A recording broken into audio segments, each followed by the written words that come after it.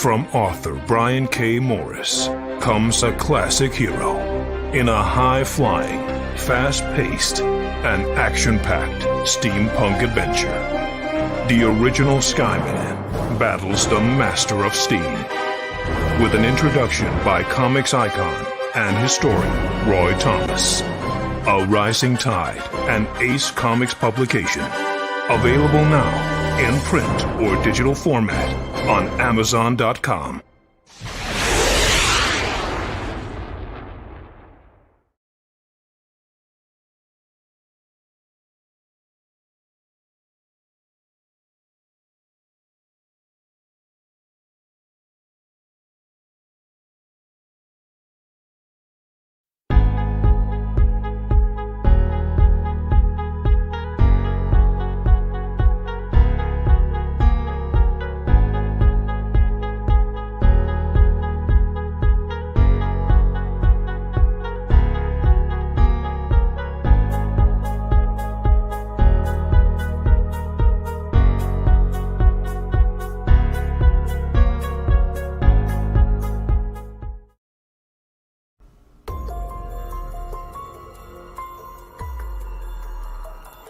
Welcome to Clever Title Pending with your host, Brian K. Morris, independent publisher, freelance hybrid author, award-winning playwright, and former mortician's assistant. Don't send him title recommendations because Brian knows exactly what he's doing. So just sit down and look pretty as Brian K. Morris scrolls through your comments and plays with his mouse. Join him on Tuesday nights at 8 p.m. Eastern, 7 Central, for Evening Pandemonium and Moonlight Madness.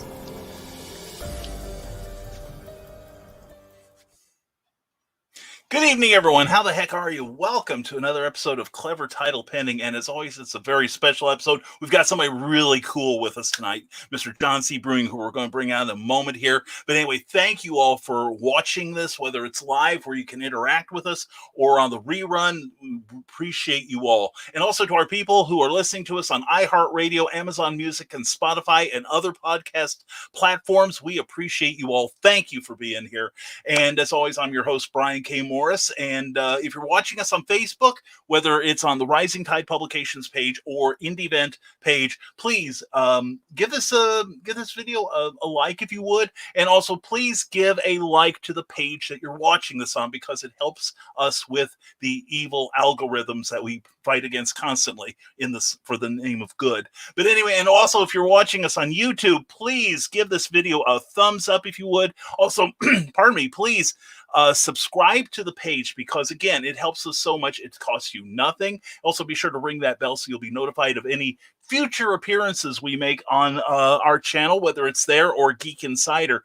And this show is powered by geekinsider.com. Please check out their amazing shows that they have to offer there, as well as risingtide.pub, which I'm very fond of course. And this episode is brought to you by Plasma Fire Graphics, when the look of your book matters to you, because it sure as heck matters to your readers. So check out what they do. In fact, if you like the two videos that started out this show, you'll see what they can do. So have them do it for you, okay? So anyway, I'm tickled as heck to have somebody very special on who, of course, I am prejudiced in his favor because I am very proud to be in this book here from Flinch Books, Quest for the Space Gods. And here is half of the editorial and publishing team who brought that to fruition. Ladies and gentlemen, please welcome John C. Bruening. John, how are you tonight? I'm good, Brian. How are you? So far, so good. Well, it's early yet. We've got 156 minutes, or about 116 minutes. That may spell it differently. We'll break something, I'm sure. That's my job around here. Right. I'm the head breaker around here. But anyway, John is a very, very amazing new pulp author. And now, John, we're going to give you what we call the floor and all the dirt on it.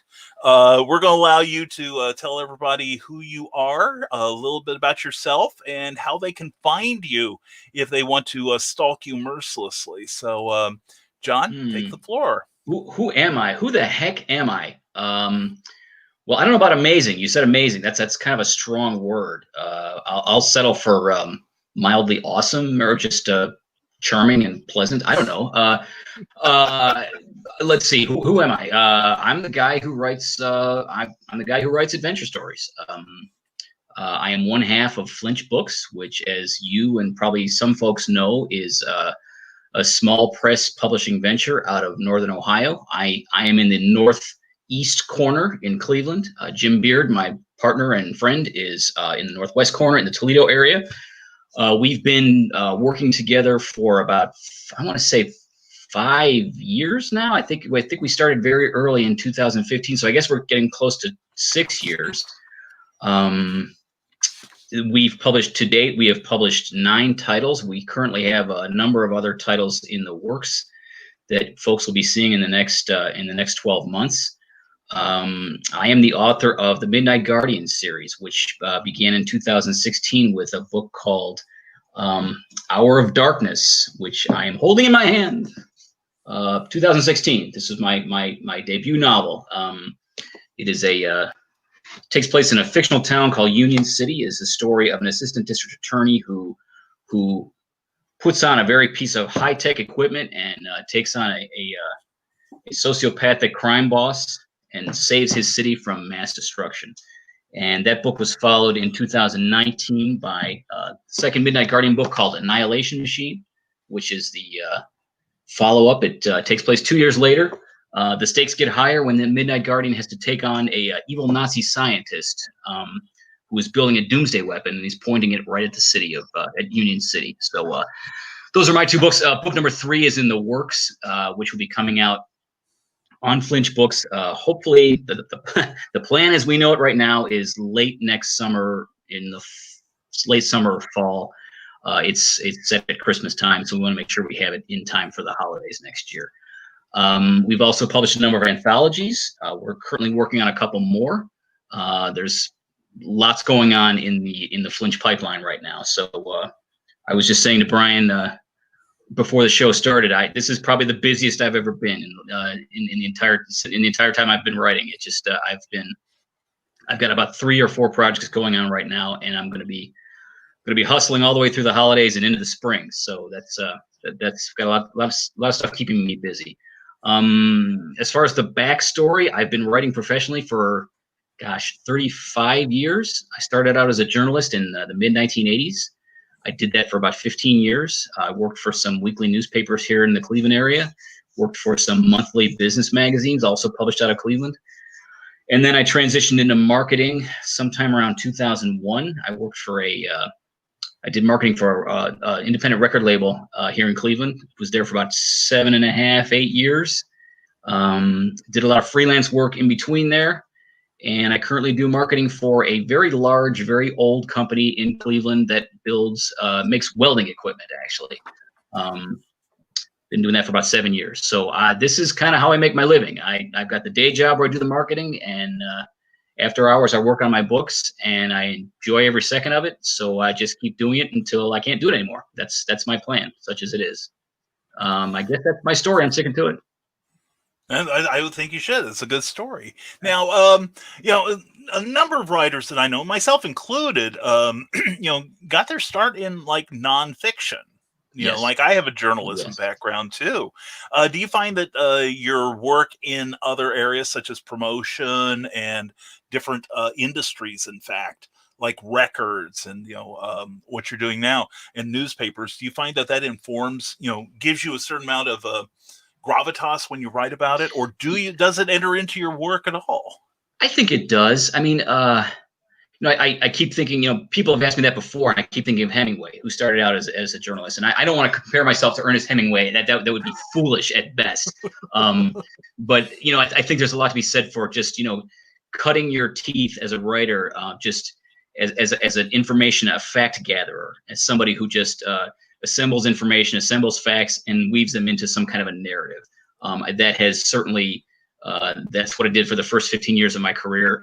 I think it served me well.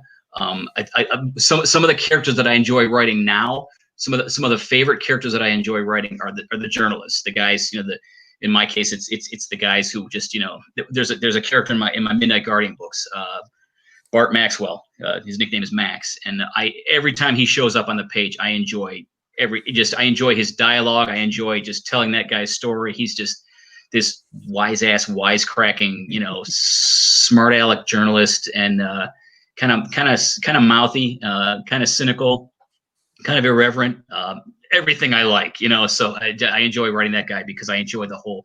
I think to your point, yeah, I think the journalism aspect certainly informs what I think being a good storyteller is in some ways being a good journalist as well. Mm-hmm. Very good. Now you're part of the new Pulp writing movement. Yes. What got you interested in Pulp to begin with? And who were your favorites? Who were some of your favorite characters and writers too? That story goes back, honestly, it goes back about 90 years. How much time you got?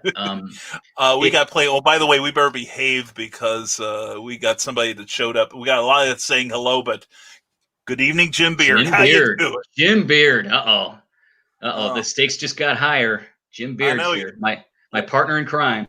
Exactly. And one of us better behave, but I'm not sure it's you. Anyway,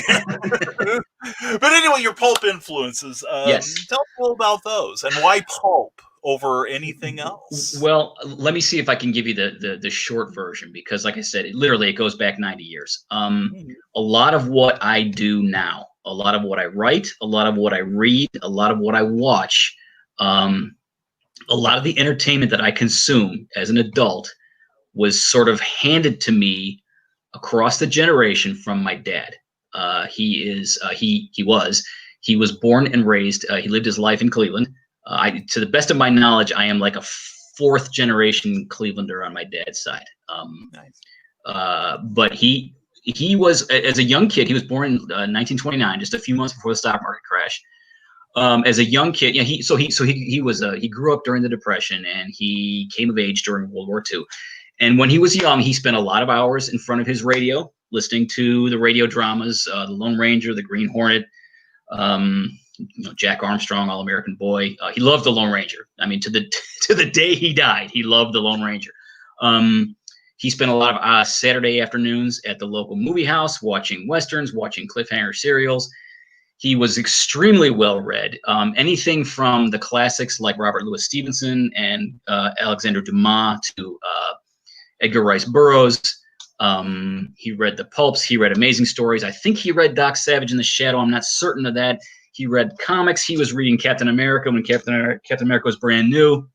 Nice. So he was absorbing all of that in his generation. And then fast forward 35, 40 years, and I'm a young kid in the 70s, and he's still talking about that stuff. He was still sort of, enamored with that whole strata of Americana, and I just sucked it up. I grew up hearing him talk about all those things I just mentioned, and I couldn't get enough of it. So by the time I'm 15 or 20 years old, I knew more about that stuff than most kids my age.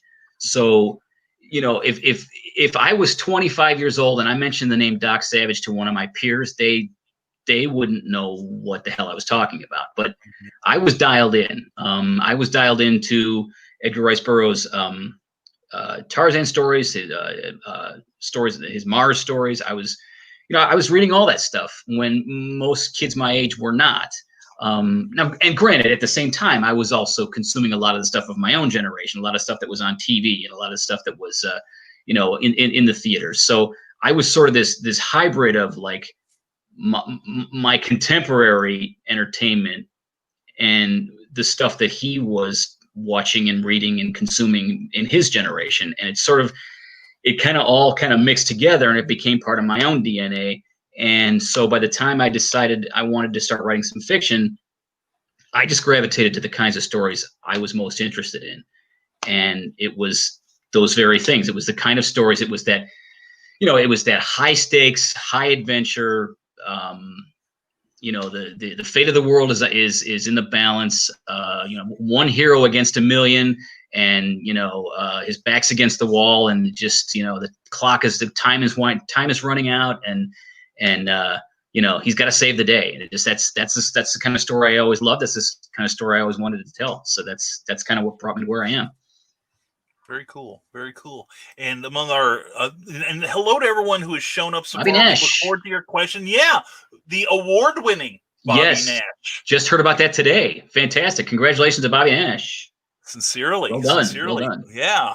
And Charles F. Millhouse, another new pulp writer, says it's award-winning Bobby Nash. So so all the gang's turning out tonight. We talk about pulp writing. If someone were to want to, say, follow, the pulp movement to get a taste of what pulp writing is like, who would you recommend? What characters, what authors might you recommend? And the thing is now, not to interrupt, but with the interwebs and everything, nothing's out of print really. Right. So, right. You mentioned Edgar Rice Burroughs, for instance. Boy, that's a tough question. Where to start? I mean, that's why I asked you. Yeah, I mean, if you want to do it chronologically, I guess Burroughs would be one of the first places to go. I mean, he was writing Tarzan and the John Carter stories as early as 1912, I think, right. which is pretty early in the game. And between Tarzan and John Carter, you're getting a lot of different kinds of adventure. You're getting, very, African jungle versus very off planet. But both are good, each in their own way. I think that'd be a great place to start. You could even go farther back to someone like Alexander Dumas, maybe. That's going back a ways. That's again, that's the Three Musketeers, Count of Monte Cristo. But that's kind of predating the classic pulp period of the 1920s and 30s and 40s. But I think it's safe to say that stuff is kind of at the root of a lot of pulp fiction. If you like crime fiction, detective fiction, I think you can't do much better than Raymond Chandler or Dashiell Hammett. Those guys, they wrote the blueprint for the hard-boiled detective. I mean, to this day, people are emulating Hammett and Chandler and their style. And I think if you read Robert Parker in the 1970s and 80s and 90s, he was definitely, and he'd be the first person to say it. He built his Spencer saga on Raymond Chandler. You can't do much better than those guys. If you like, if you like science fiction, you're looking at guys like E. Doc Smith, Ray Bradbury, Robert Heinlein, Edmund Hamilton. I'm pulling names out of my head here. The whole Amazing Stories that goes, there's a host of writers in that regard. I mean, there's no lack of authors to go to if you want to get immersed in pulp. And your entry point is probably anything, whatever genre happens to interest you that you're reading in the modern day. I always like to think of this stuff as, the stuff you read now, the adventures, the crime fiction you're reading now, or the science fiction you're watching on TV now, whether you believe it or not, it all has a precedent. It all has an antecedent. If you can go back and look, and everything you're reading now and watching now is rooted in something at least 50, 70, 80 years ago. I mean, if you're into Star Wars, and millions of folks are, you may not realize that George Lucas was kind of riffing on the old Buck Rogers and Flash Gordon cliffhanger serials of the 1930s with Buster Crabbe. If you watch especially those early episodes that Lucas made in the 70s, you can see the similarities. It's just, if there's stuff you enjoy watching and reading now, there's a good chance that there is some pulp that you will enjoy from, say, 60, 70 years ago. Mm-hmm. Very good. Very good. Yeah. And I noticed that, I grew up in the 60s when we had that first explosion of the pulp reprints, like Doc Savage, The Shadow, Phantom Detective. And, I gobbled that stuff up as fast as I could find it. And then I just kind of segued from there into like the adventure novels. of the Right. 70s, the serialized ones like Mac Bolan, the Executioner, Right. Remo Williams and stuff.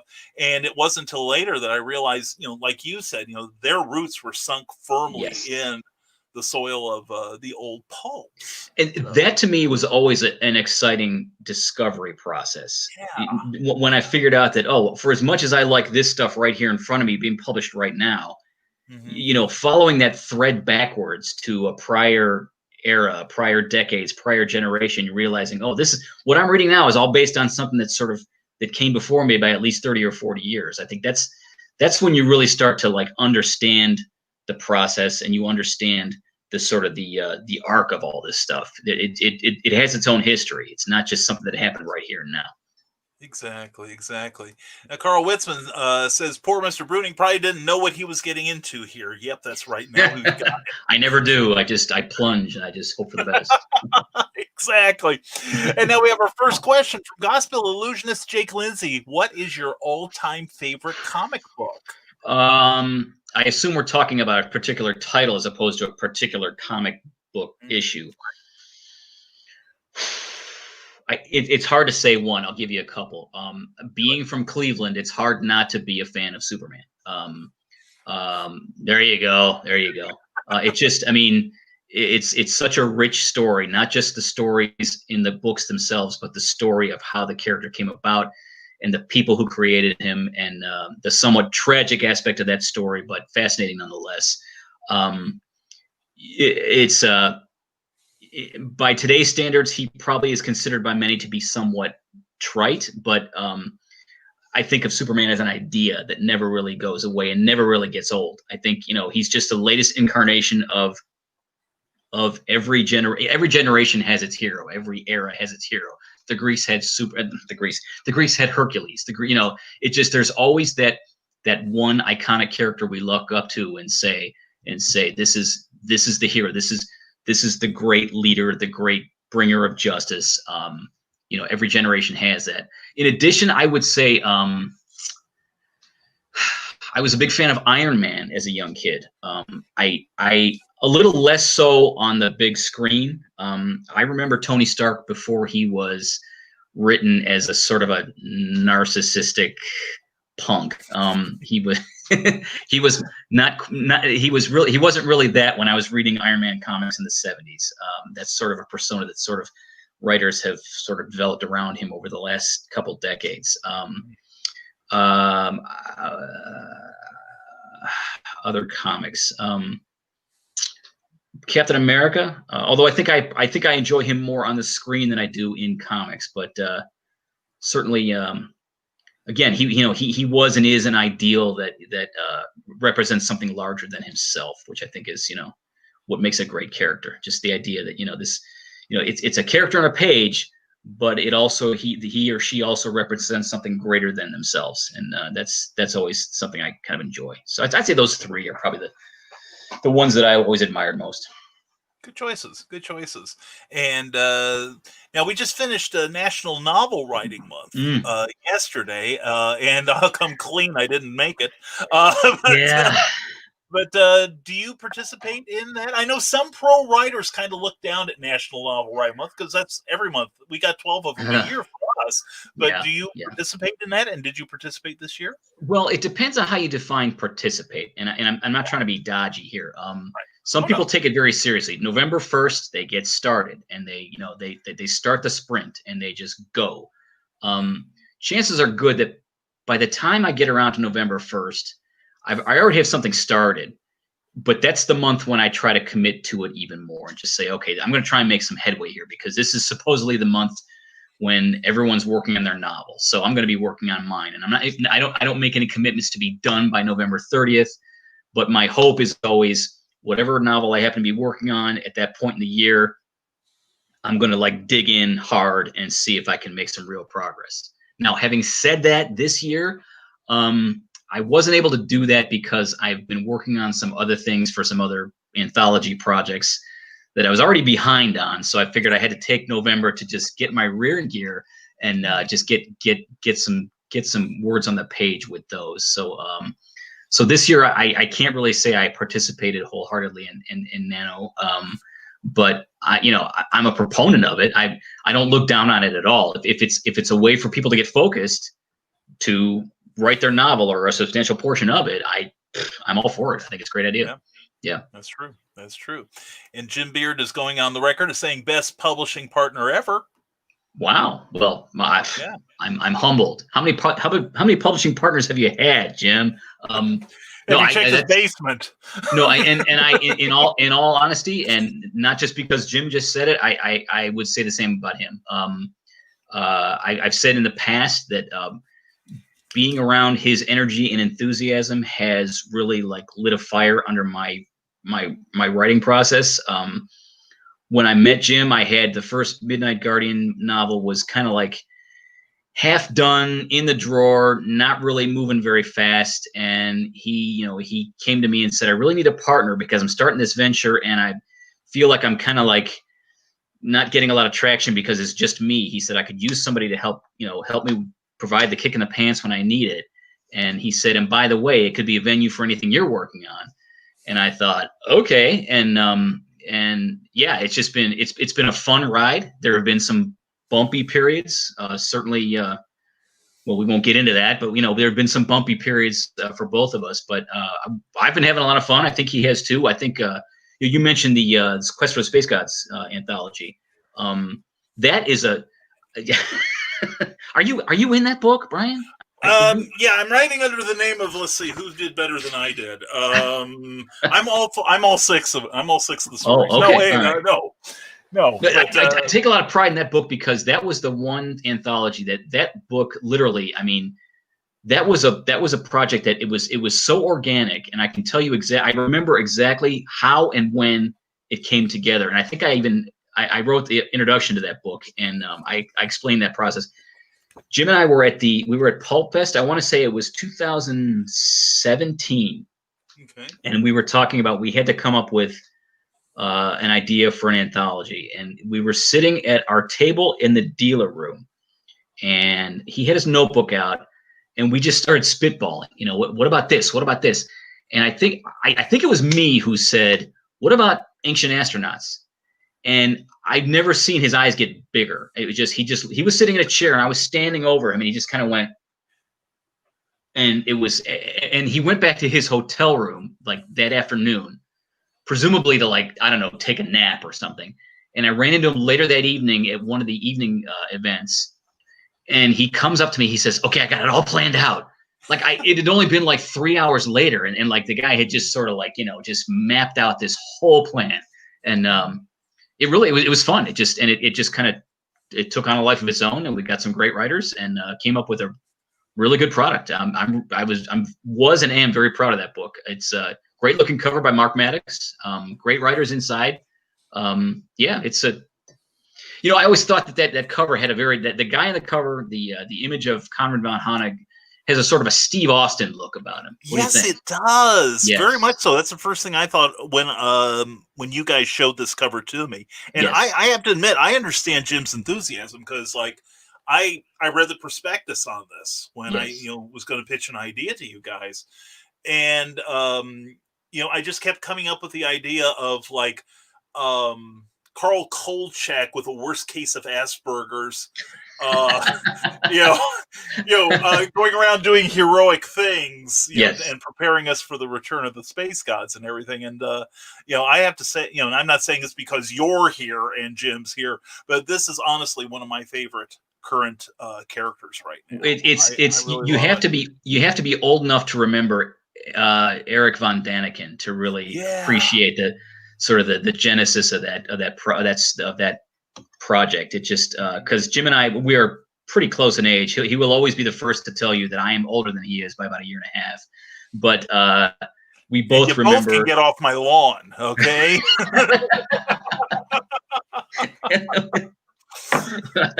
But we both remember Eric von Daniken and his books. Mm-hmm. Chariots of the Gods, right? And and then there were a bunch of documentaries based on the books, and he has sort of in the 4 or 5 decades since, I think it's safe to say he's been sort of dismissed as a bit of a quack, but that never really got in the way of of what we were trying to accomplish. He was a really good template for the character that we created. So yeah, I would be open to a second volume of those stories if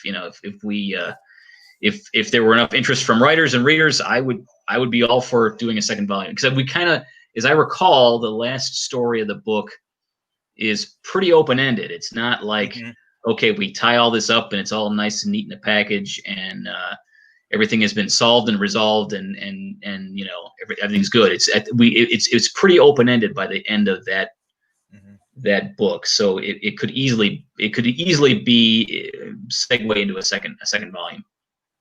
You never know. I've talked to Jim already, and I'll be talking to you too in 2021. Okay, we'll put more on your plate. Okay, good. That's the best news I've heard all day. But no, seriously, it's a beautiful cover, and if anybody's interested, it's available on Amazon. So please check this book out. I'm very, very proud to be in it, and I will say that you and Jim were, and again, I'm not trying to wax your cars here, but you guys were really great editors. You were very insightful and really easy to work with. So thank you. And we try to be professional, but easy to work with. We want to make a good product at the end of the day, but we also want to be cooperative editors, collaborative editors. We just, at the end of the day, we want everyone to have a good experience, and we want to make a good product and something that people want to read. That's really the primary objective there. Well, mission accomplished with this one. Cindy Cap, our chief inquisitor, has another question. What sort of characteristics do you value most in a good story? So let's see.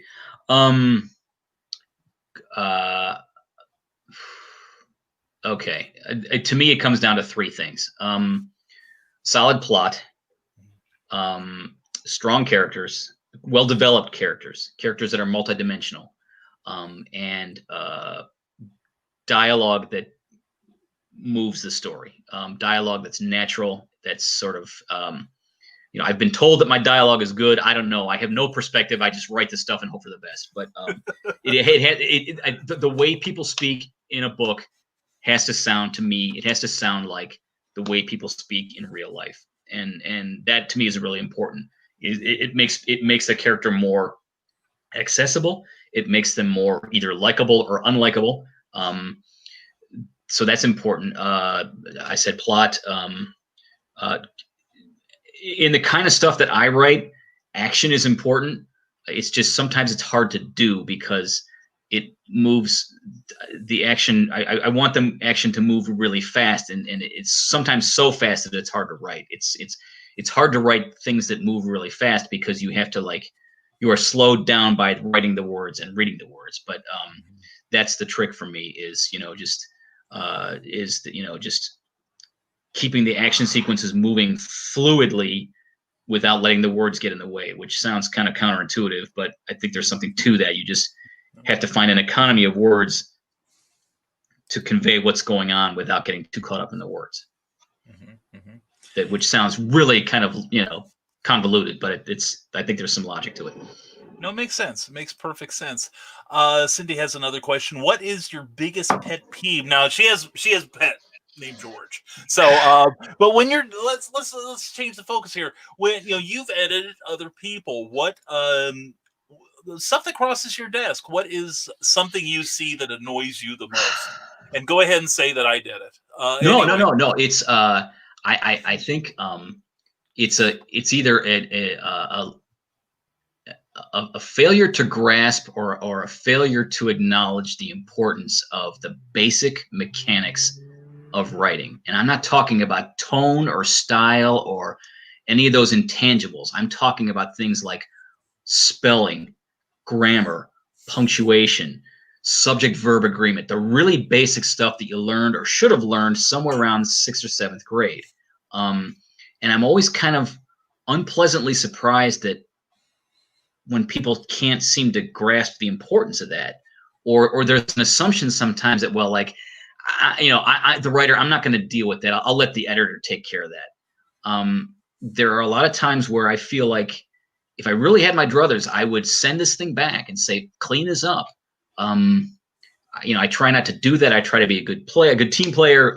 But there have been occasions where I've said to Jim, this this story, I think it's good, but it's these little glitches and typos and errors are taking me out of the story, and I'm losing track of the story because I'm getting really hung up on the fact that this guy spelled, this writer spelled this, this character's name is Dave on page 14 and it's Steve on page 18, or it's the same name but spelled differently, or the Irish cop is O'Reilly on one page and O'Malley on another page, and just why do I have to fix the grammar in this sentence, or how come this person's periods and commas are always outside the quotation mark and not inside where there should be? I know it sounds like little things, but when they pile up like that, it becomes frustrating to have to plow through that just to find the story. So that would probably be my primary pet peeve when it comes to editing. Is just knowing that there's probably one more round of proofreading that this writer could have done or should have done before they handed it to me. Right. Very good. Very good. Yeah. I always feel a little bit guilty because I try to edit my manuscripts as best I can. And I know I could do a better job. We all could. Well, but I just don't want you thinking it's my first draft. No, I mean, and it's stuff always sneaks through, and and unfortunately stuff sneaks all the way through into the printing process. And I could find, typos in some of our published books. I hate to admit it, but I can. But it's just a question of, is the writer doing his or her best to make it as clean as possible before we, the editors, even see it? That's an important question. And sometimes I think either they're not doing their best, they're not trying to, or they don't know how to. They maybe need a refresher course and some basic grammar and spelling stuff. But that to me is the big pet peeve. Yeah. I can see that. And Cindy Cap also wants to know, do you write people into your stories for good or ill? I admit I've killed a couple people. I haven't killed anybody, but I've written a couple people, or at least I would say there's a character in my Midnight Guardian books who seems to be really popular. He's the sidekick. His name is Buzz Hunter. He's Jack Hunter's older cousin, who is like the town genius. He can pretty much build or fix anything. I know that my dad had an uncle. I did not know him because he was a generation ahead of me. His uncle's name was Frank, and he was, by all reports, Frank was a really smart guy, into a lot of things, could do a lot of things. He was very well read, very knowledgeable. He was very handy. He could build things. He could fix things. So I think in a lot of respects, Buzz Hunter is sort of a nod to my dad's Uncle Frank, who I heard a lot about as I was growing up. Never met him. He was gone before I was even born, I think. I would say, who else? I have a number of police officers in my family. My dad's brother was a police officer. Two of his sons are police officers. One is retired, but one is still on the force in a city a couple miles east of where I live. So whenever I write police characters, I think of them. I think of my Uncle Jim and my cousin Jim and my cousin Mike and the work that they do, and the importance of the work that they do, and the importance of trying to be a good cop, and trying not to be a not so good cop. So I every time I write those police characters, it's sort of a tribute to them. I suppose there are there are some folks, some characters who may not be a direct copy of people I know in real life, but at least there are aspects of people I know who I put into these characters because they're people I admire. So short answer is yeah, to some degree. Very cool. Very cool. Cindy Cap also wants to know, I really enjoy the old movie serials like Zorro, Black Whip, Flash Gordon, Batman. And are you a fan of the serials? And if so, do you have am. a and I was hoping somebody would ask this question, and I have an answer for it. Yes. I would have to say my favorite. I've watched many. I'm thinking the conversation that you and Jim Beard had when he was on a couple weeks ago about the old Batman serials. I have not seen those. But I know I've heard from many people, including him, and he's like the biggest Batman fan I know. I think he's the biggest Batman fan on the planet. I've not heard a whole lot of really complimentary things about those Batman serials. I haven't seen them. I'm curious to watch them, but I can't say that if I were to sit down and watch them, I would say, wow, that's a really great serial. But the question is my favorite. This is an easy one. 1942, I think it was, Republic serial Spy Smasher. Yes, it was awesome. Some very good writing, very good story, good character development. The cliffhangers were believable. The resolution to the cliffhanger in the following episode was also believable, because a lot of times they weren't. Stunt work is excellent. Good acting, and if you look closely at some of the stills from that serial, and if you look closely at this picture, you will see similarities between Spy Smasher and the Midnight Guardian. That is a serial I've probably seen like 3 or 4 times all the way through. And I'd say that's of all the ones that Republic made, I'd say that's one of the best, if not the best. A lot of people say that the Adventures of Captain Marvel, which is also very good, but my personal preference, my personal favorite would be Spy Smasher. I think it's 1942. Kane Richmond. Kane Richmond. Yeah. Kane Richmond and I can't think of the female lead. I can't think of her name, but yes, Kane Richmond is in it. Tristan Coffin is one of the villains. Hans Schum is the German villain. But yeah, it's very well done. I recommend it. If you're looking for a place to start with cliffhanger serials, I would start with that one personally. It's a very fun one. It is very cool, very cool. Nicholas Anthony Tockert now says, the beauty of Pulp, it was appealing since almost the turn of the previous century, well into the future. The Pulp noir just radiates to this day, and thank you for furthering the great movement. It is my pleasure. It's what I like about Pulp Fiction is that it's something that it can be reinvented generation after generation. I think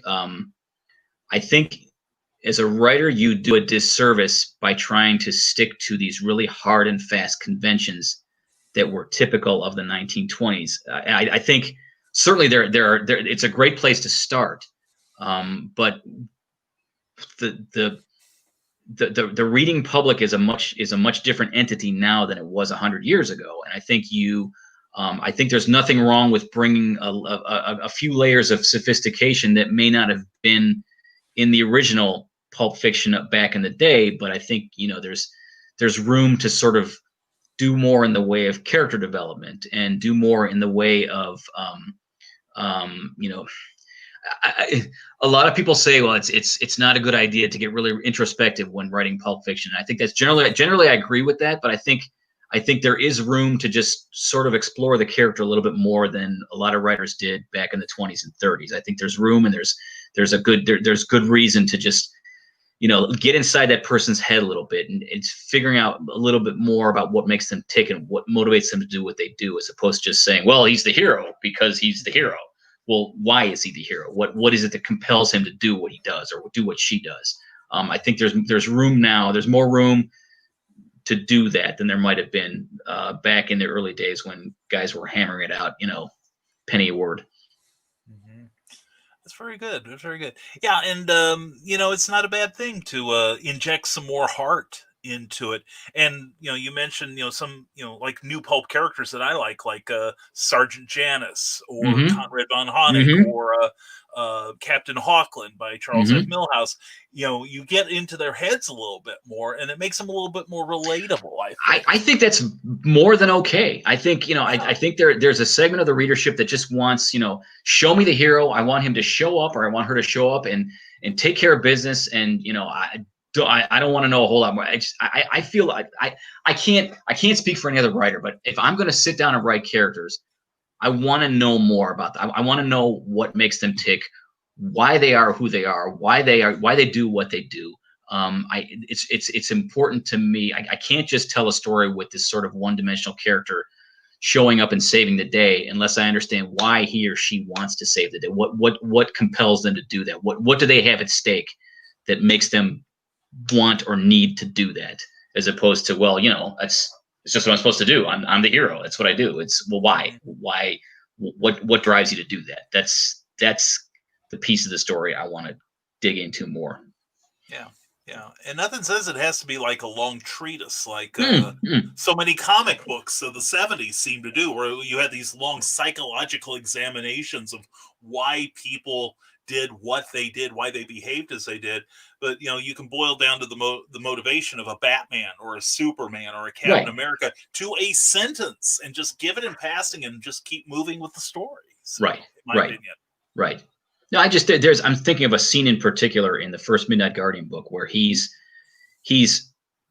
up at night, it's late, and he's feeling bad about an argument he just got into with his cousin, and he's looking at his various trophies and medals and photographs from when he was in high school and college, and thinking about the fact that he was this athlete as a younger man, and he was also he and his cousin were essentially brothers. They grew up together. They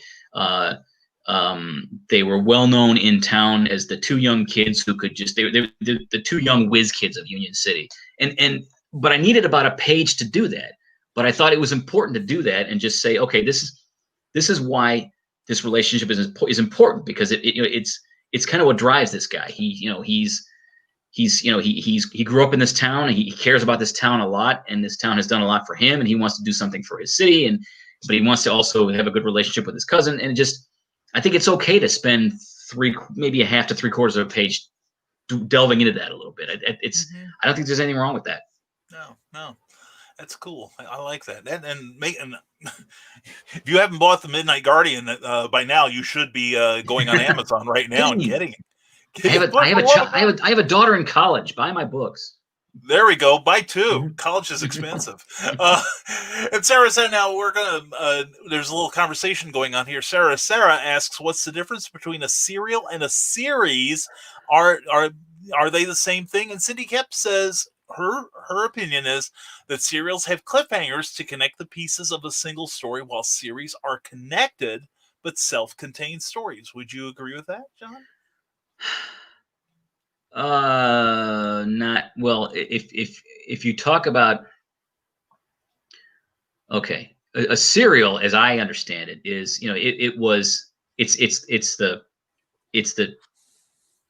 it's the chapter play you saw in you actually saw it in the silent era as well. It's just 15-minute episodes of an ongoing story, and at the end of each episode is a cliffhanger that brings you back to the theater the next week to watch the next episode. Now, a series anymore, like if you're talking about television, a series is very much a cliffhanger. I mean, more often than not, a well-crafted series is going to have a cliffhanger at the end of the episode. So, I mean, it becomes a matter of semantics. I think serial is the word for that thing that you saw in the theaters in the old days, the 15-minute chapters. A series is something you see on television now, but in many respects, a television series, if it's well done, has that cliffhanger aspect. So I guess you could call it a cliffhanger series. I don't know. I mean, I think of like, the Daredevil series on Netflix, or any of the Netflix series that did the Marvel characters. They always ended in a cliffhanger. I mean, it's how you get people to come back. It was how you got people to come back to the movie theater 80 years ago. It's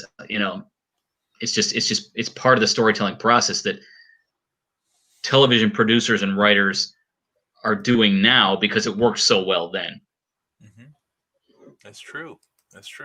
And hello to Pops Van Zandt, Joe Dog McKeel, and a whole bunch of really cool people that just showed up. Joe Dog, yeah, he's got a great show. If you like going to conventions and it kind of non sequitur kind of conversation, it always happens after hours. Yes. Stupid O'Clock at 9 o'clock Thursday nights and 11 o'clock on Saturday nights. So check it out. And I would love to go to a convention again if I could just find one that isn't canceled. Oh, no joke. Yeah, it's like I used to have a rather aggressive personal appearance schedule, as we called it. I had about 9 or 10 events lined up for this year, from mid-January all the way to, I think, October. Yeah. And I had a book signing in mid-January in a local bookstore. And that happened. After that, everything was it just fell like dominoes. It just every month thereafter, just the next item on my calendar was just canceled one after the other until this past October. And I don't know. It's been a frustrating year in that regard. I know.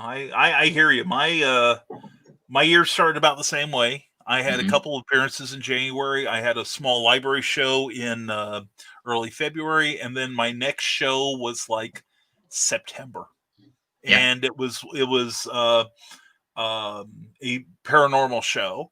And then my next one was October, and then I had a signing last month at a comic book shop. But now, do you do many virtual conventions? There was the Philip Jose Farmer folks put together a weekend of Zoom gatherings, and I jumped in on a couple of those because they're in normal times they're part of they're sort of a subgroup of Pulp Fest, so I've gotten to know those guys pretty well. I can't say I'm a huge Farmer fan, but I've gotten to know those guys pretty well, so I wanted to take the opportunity to sort of, it was a chance to just see some of those folks who I otherwise wouldn't have seen it at all this year. So I did participate in that, but that was probably the only one I really got involved in this year.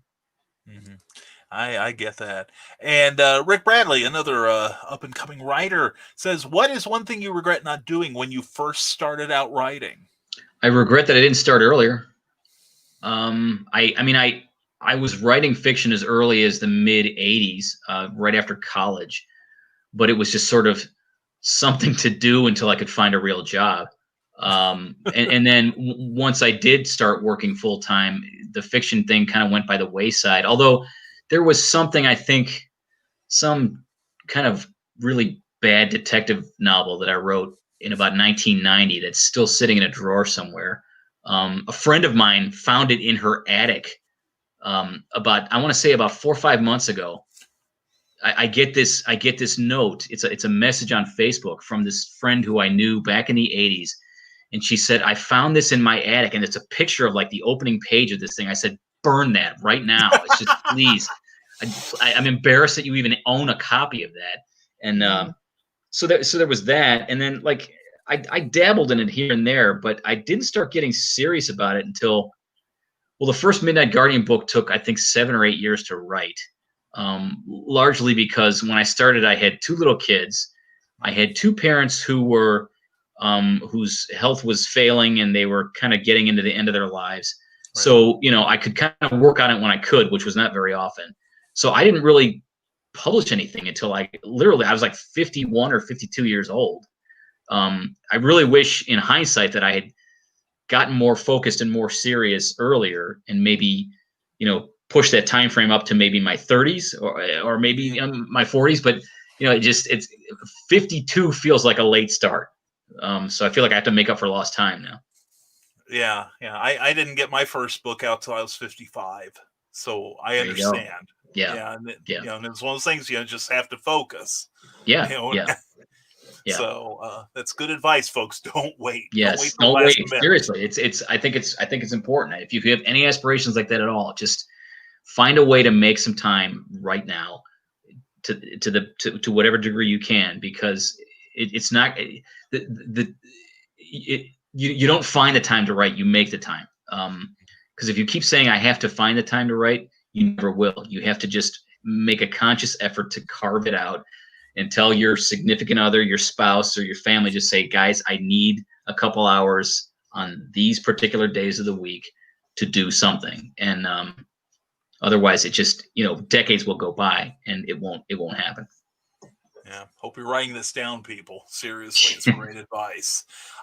Joe Dog McKeel has a question. Here is my favorite question for comic writers.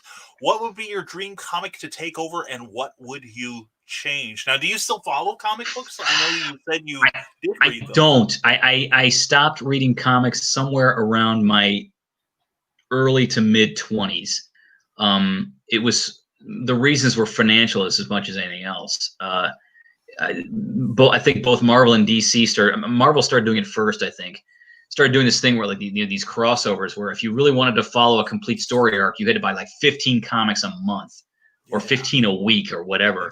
And, when you're this poor starving college student or poor starving just out of college student looking for a job, and at that point comics were like they were like up to like $1.50 or $2 at that point, I think. I'm not sure, but which is cheap by today's standards, but you had to shell out like $15 just to get like everything you needed to follow one particular storyline. And I just got to a point where I couldn't, it wasn't sustainable. So I kind of stopped at that point. There were a couple points along the way where I started to pick them up again and read for maybe a year or two. But what was the original question?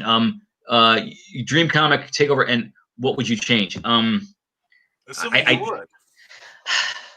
It's hard to know, but I don't know what's going on in a lot of current comic book stories. So I really don't know that I could answer the question fairly. I just what characters would I like to write? I think I'd like to write.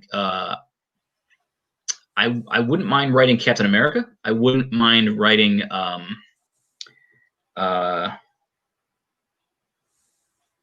Spider-Man. The appeal for Spider-Man for me was always like he was such a smart aleck all the time.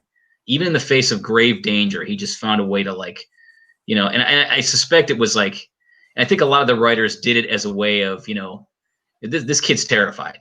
He's terrified, and his best defense mechanism is to just sort of wise ass his way through, whatever hand-to-hand combat he's in at any given moment.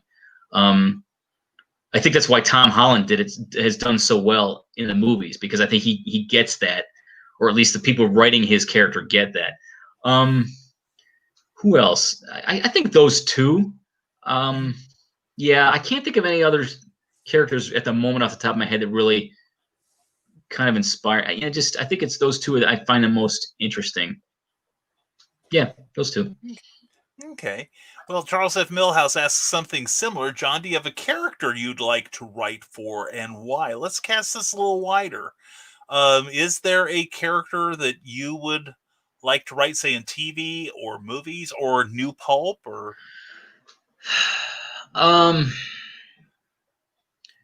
often said that the Midnight Guardian is a combination of the Untouchables and the Green Hornet.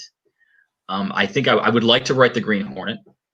Are we talking specifically pulp? I mean, who else? In TV or in film? That's a good question. I feel like I'm struggling so much to just make my own characters work that I just don't like. I'm afraid, I could break this so easily. Do I want to be the guy who just completely screwed up Spider-Man or Captain America or Batman or you just, I don't know. I mean, it's a scary prospect to take somebody else's baby and try to raise it to the next level of development. And I can tell you, I'm are you in that book, Brian? I think so. Yes, I'm Jim Beard. I changed my name. I'm writing his coattails. No, I mean, speaking of that, I mean, it just because I am just now finishing a story for the third and final Monster Earth book, which was a trilogy developed by Jim and by James Palmer. Right. And the requirement was that I had certain parameters. I had these characters. And certain things were supposed to happen in the story, in my installment in the book that I was supposed to write. And first of all, I mean, I was way out of my element in writing about giant monsters to begin with. It's just an area I've never gone to. It's not to say I didn't want to, but I was just like, for a while, I was just sort of like, good God, what am I doing? But even when I got a handle on it, it felt like I'm writing somebody else's characters, and that's a little scary because if I take this back to Jim and James and say, okay, here it is, guys, and I still don't know because they haven't seen it yet.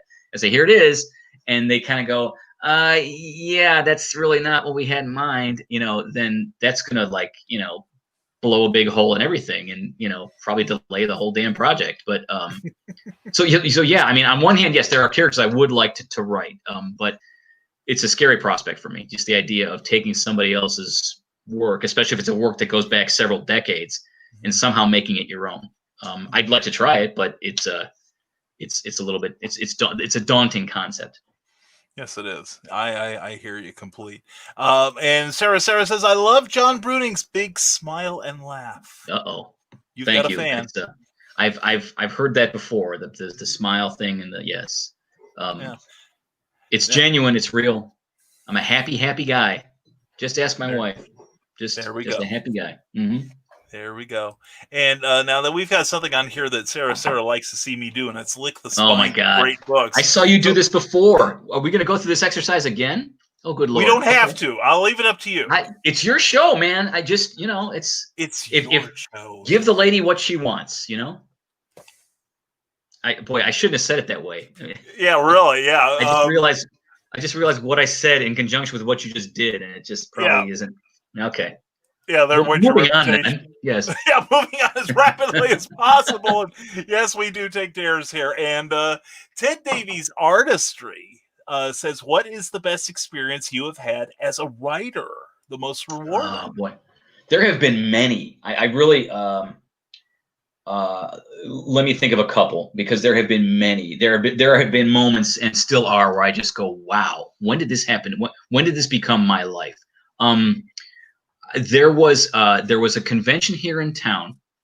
It's called Concoction, and I believe it's part of a network that there are several cities have something called the Concoction. But I was really out of my element. It was very much sci-fi fantasy, and I'm not quite that guy. But they were kind enough to let me come in and bring my books and hustle my books and sit on a panel. And I'm sitting on this panel.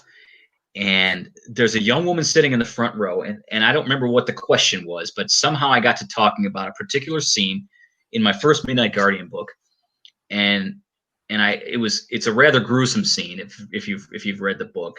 It's chapter 4. So I describe it, and she's sitting up front, and I want to say her face lit up, because that sounds kind of weird because it's this really gruesome, but I could tell she was like. Wow, this sounds really cool. And and about a half hour after the panel is finished, I'm back at my table, and she comes up and she says, I so want to read this book because of that scene you just described.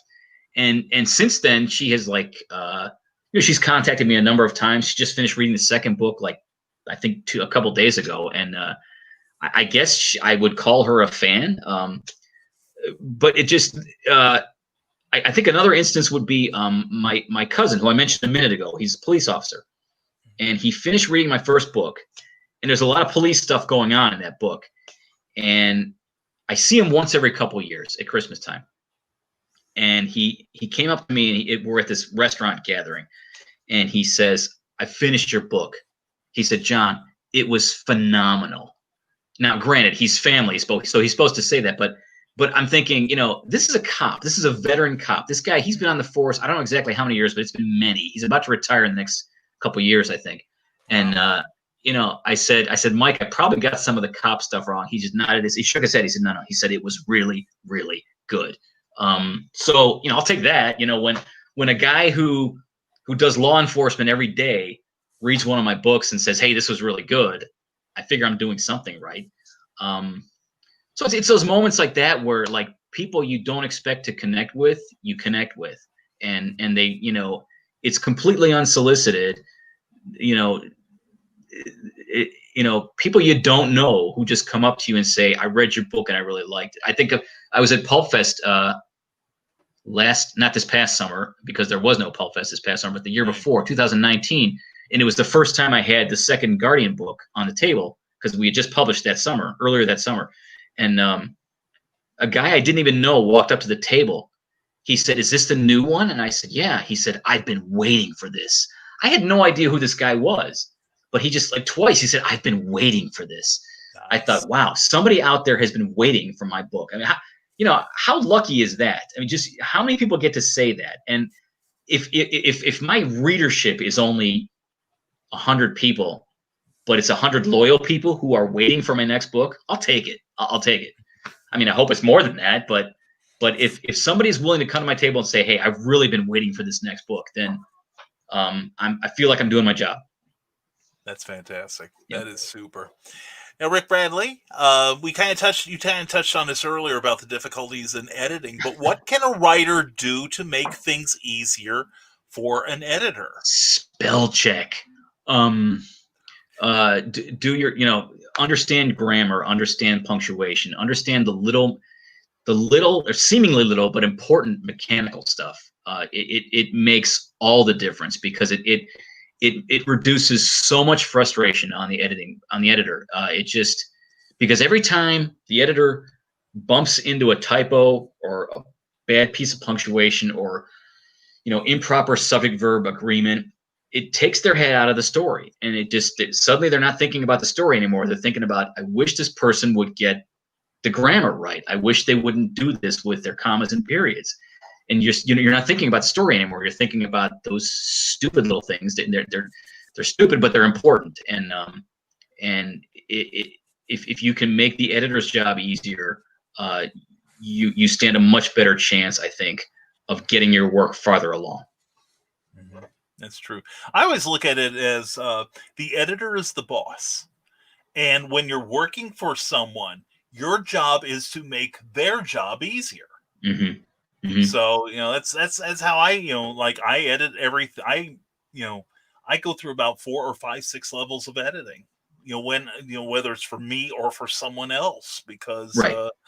For that very same reason, I don't want to go, oh God, it's Brian, I'm going to see this guy never met a comma he didn't like, sort of thing. So. Yeah. And I think it's also it's important, I think, to remember that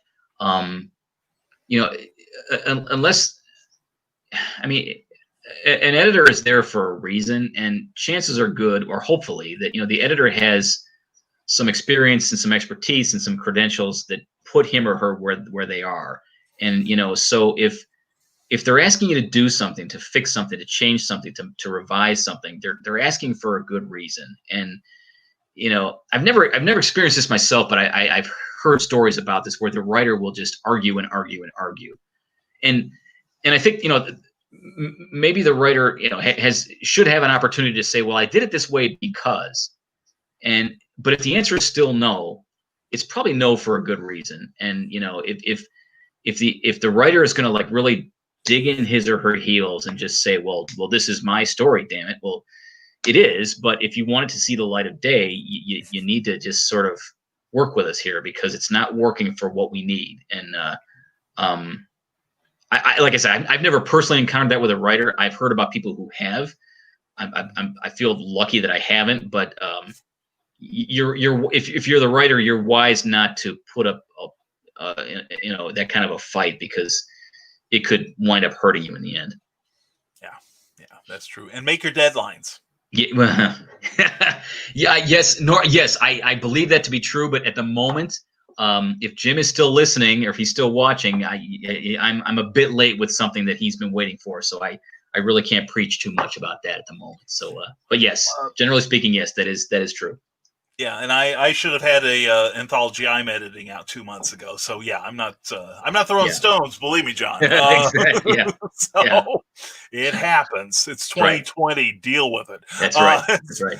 That's why I'm blaming everything on Cindy Gipp. I'd like to know: do you have a favorite story setting to write in? Do you have a special milieu that you find particularly appealing? If we're talking about in terms of time, I would have to say 1930s, 1940s, for I think what is a pretty simple reason. You're talking about a period of extreme economic depression followed by a period of World War, and it seems like it was a moment in history when pretty much everything was up for grabs. It was a complete social and geopolitical upheaval from, say, 1929 to 1945. That's 15, 16 years. And it was a moment in history where anything could happen, and no one knew what was going to happen. and everything was sort of precarious. And to me, those are the moments when the really great stories happen, because everything is sort of uncertain, and anything could happen. And those are when the great stories take place, because the ground is literally, it's moving under your feet, and whether it's where's my next meal coming from, is my son or my brother going to come home from the war, whatever. And those are the moments in history when you really don't know what tomorrow looks like. That's when the great story, that's when people do really like either horrific or heroic things. And so that's when great stories take place. Very cool. Very true. Very true. Rick Riley says, I'm a fan of the cliffhanger. It gets my mind going on what could happen next and makes me want to either catch the next week's episode or, since it's mostly Netflix, continue watching. Yes, I agree. It's funny because, the Netflix series are exactly what you're saying, exactly what Rick is saying. Just that, they're crafted to like suspend you at the end of episode 1 so that you'll come back for episode 2. But you're not watching it in this context of, tune in next week. It's more like, don't turn that thing off, because if you sit there for another 30 seconds, you're going to find out what happens. So it's kind of an odd construct, because the episodes are built to create suspense, and they do. But what is suspense when you're binge watching? You're waiting 30 seconds for the end credits of episode 1 to finish and the opening credits of episode 2 to start. Suspense isn't like waiting till next Thursday. It's waiting until the next episode starts in, I don't know what, 12 seconds. So yeah, it's but no, I'm a fan too. It just, you gotta craft a story where the reader or the viewer either wants to turn the page or wants to watch the next episode or get to the next piece of the story. That's how you tell good stories. That's how you sell books. That's how you make good television. I think you'd be hard pressed to find somebody who doesn't really appreciate or enjoy a cliffhanger in some form or another. Well, yeah, and Netflix is for those cliffhangers are for people who stick, like something in the microwave and yell "hurry" the minute they hit the bell. So. And I know the type. I own a mirror. Anyway, 15 seconds is entirely too long.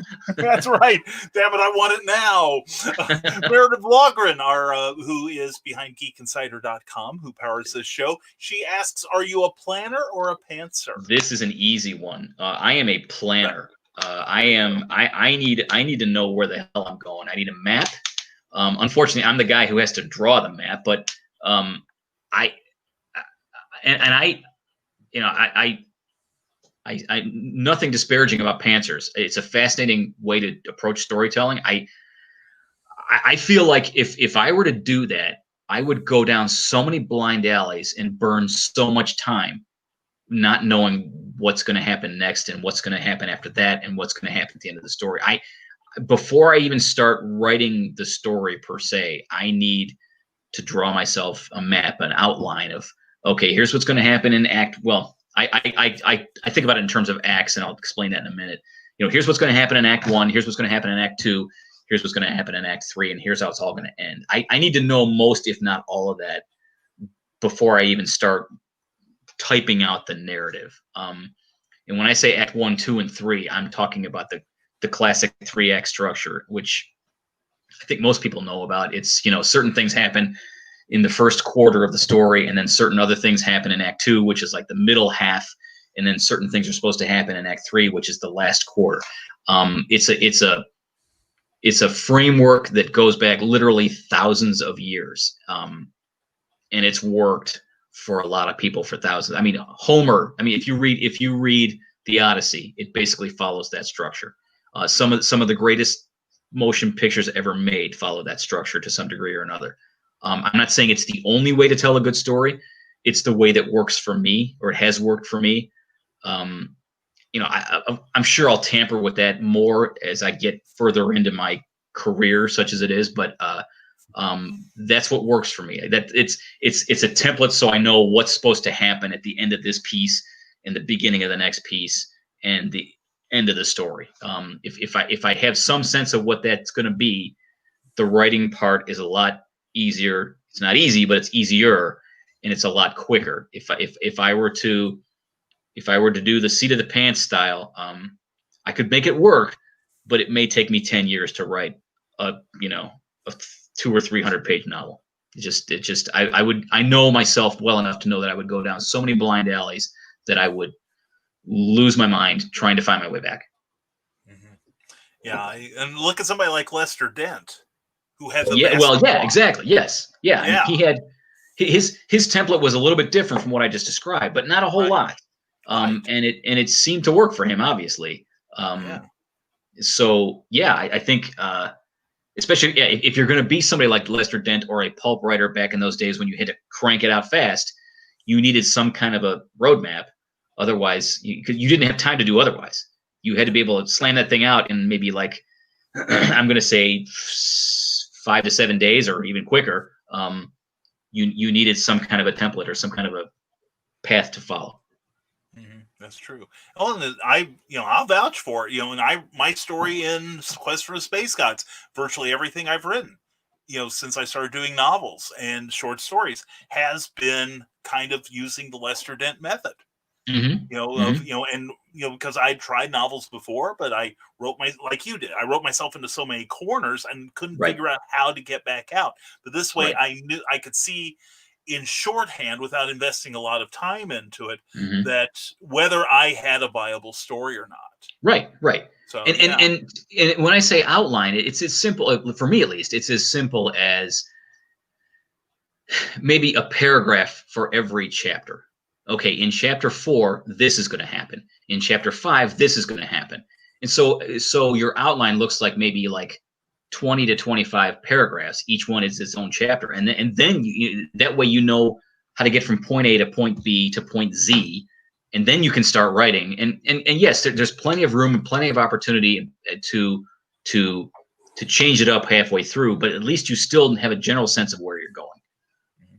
But to do otherwise, for me at least, it would be a recipe for disaster. Yeah. Very good answer. Very good answer. I want to say hello to Becca Colgrove. Mwah. Hey, Brian K. Morris, how are you? I'm doing well. Hope you are too. And how about Harley Quinn and Joker? And I just realized that I saw this question. I realized since you jumped ship on comics, your only experience with like the Joker and Harley Quinn is probably through like cartoons and the movies. Well, the Joker goes back to day one. I mean,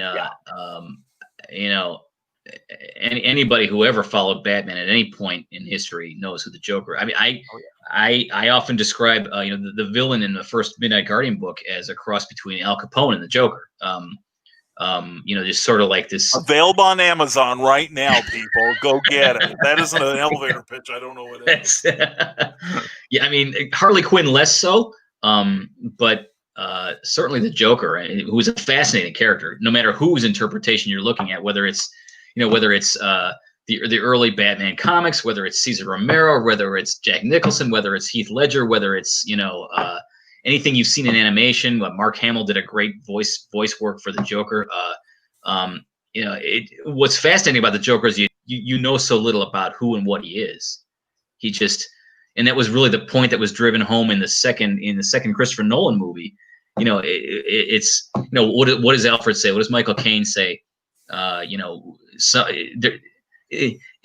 never knew what his motivation was in that movie. You just knew that he just was somebody who just, some men just want to watch the world burn. And that's sort of what he was. He was like an agent of chaos, which I think is pretty much what the Joker is. Do you ever really know what drives this guy to do what he does? No, but you pretty much know that like chaos will follow. That's his stock in trade. So yeah. And sometimes I think the Joker's one of those characters. The more you learn about him, the less you want to know. Yes, there's something just so primal about a character like that you don't really want. You want that mystery there. Kind of like Doctor Who, which is one of my passions. The more you learn about, kind of you want that mystery in it. And again, the Heath Ledger interpretation. Every time he tells his backstory in that movie, it changes. Did I ever tell you about my father? And the next thing you know, he's telling like a different version of what he told another character 3 scenes ago. And you realize this guy is like, he's making up his backstory as he goes along, and no one knows he might not even know what it is. You get to the end of the movie and you still don't know who this guy is. And you're right. It's almost like you don't want to. He's just an agent of chaos. That's all he is. Exactly. Now, Nick Tockard says sometimes pulp writers and folks who use public domain characters get accused of being, by their very nature, derivative or even plagiaristic. It's a negative thing, or how do you address it?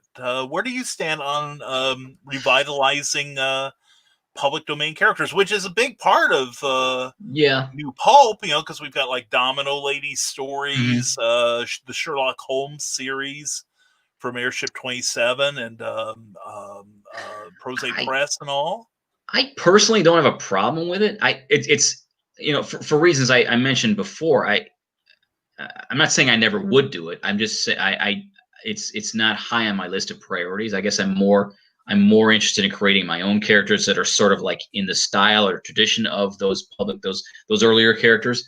I mean, as long as you're doing it well, I guess a lot of purists only want to see their character in a specific time frame. They only want to see Doc Savage in the 1930s and the 1940s, and the idea of Doc Savage isn't public domain. But my point is, the older the character is, you're never going to please everybody. Everybody has their version of character X. So the best you can hope for is to take that public domain character, do something interesting with him or her, but yet somehow preserve the spirit of what they are about without taking them so far afield that they're not even recognizable anymore. I think that's when people start to bristle, and rightly so. When you take a character so far from their roots that most fans are just going, yeah, I recognize the name, but that's all I recognize. That's when I think people start to really get frustrated and walk away. And I think rightly so. I think, if there's a public domain character that I really like I'm thinking of the Black Bat. I've seen some fairly unusual stuff done with the Black Bat, and it just, after a while, it's like it's not even the Black Bat anymore. It's something else that happens to have the Black Bat name, and I'm just using the Black Bat as an example. But I think that's when you really start to run a risk, is when you keep the name, you change everything else. Like, why not just create a new one? But having said all that, I have nothing against taking public domain characters and writing new stories about them. But my hope is always that the writer will understand and respect the original material enough to preserve enough of it that it's recognizable. Very good. Very cool. Carl Witzman asks the important question of the night: how do you stand on the Oxford comma? It's a harder question than you might think.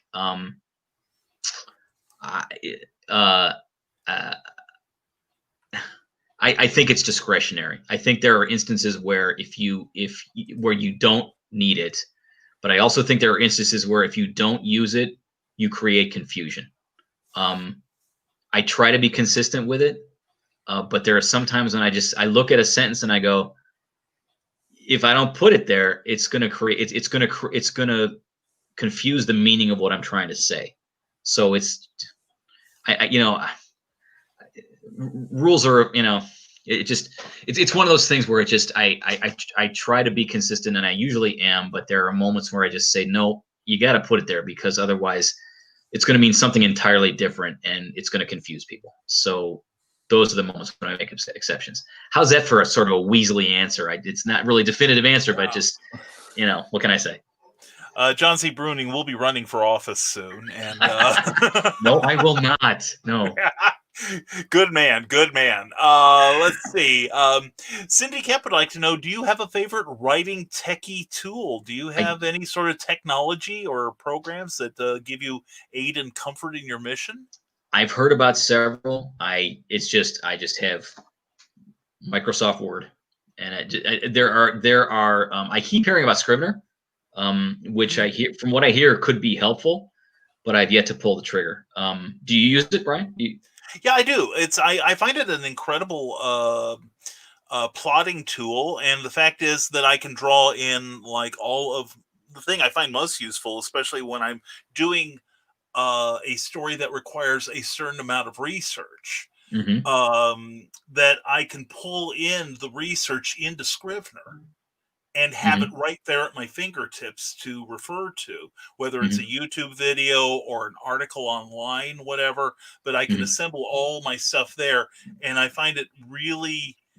There's still a learning curve on it Yeah. that I don't know that I'm using Scrivener to its fullest advantage, but what I am able to use does help me in my Right. plotting.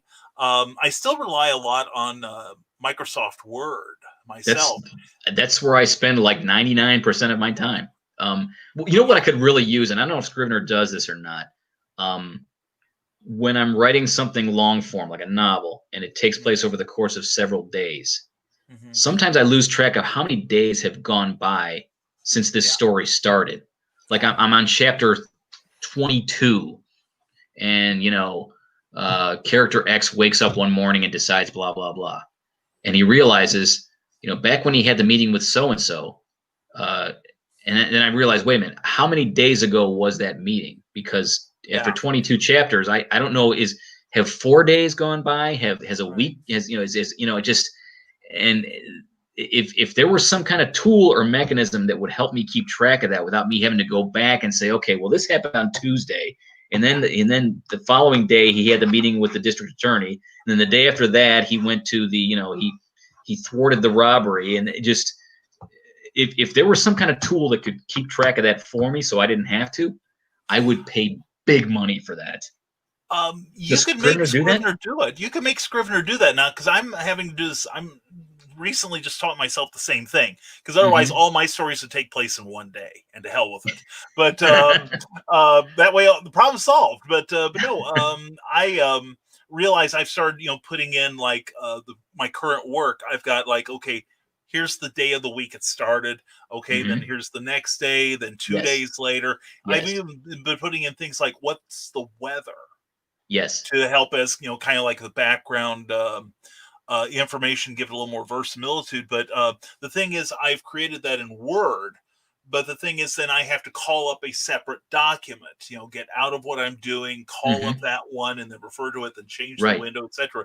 Whereas with Scrivener, I could create the document, leave it in a specific area, and then with just a click, I could call that back up. Hmm. And I could even have it side by side with my current manuscript, Hmm. what I'm actually doing the writing in, and then the timeline could be in another window right beside it, so I could like Right. just Right. with just moving my eyes, I can look between them rather than using my mouse and calling one up, putting one on the Yeah. side. You see what I'm saying? So Yes. And I that think would be, it's a good $47. It really is. yeah, It's that $47 to would be spend. extremely helpful. Like the Guardian story I'm working on now takes place at Christmas time, and Mhm.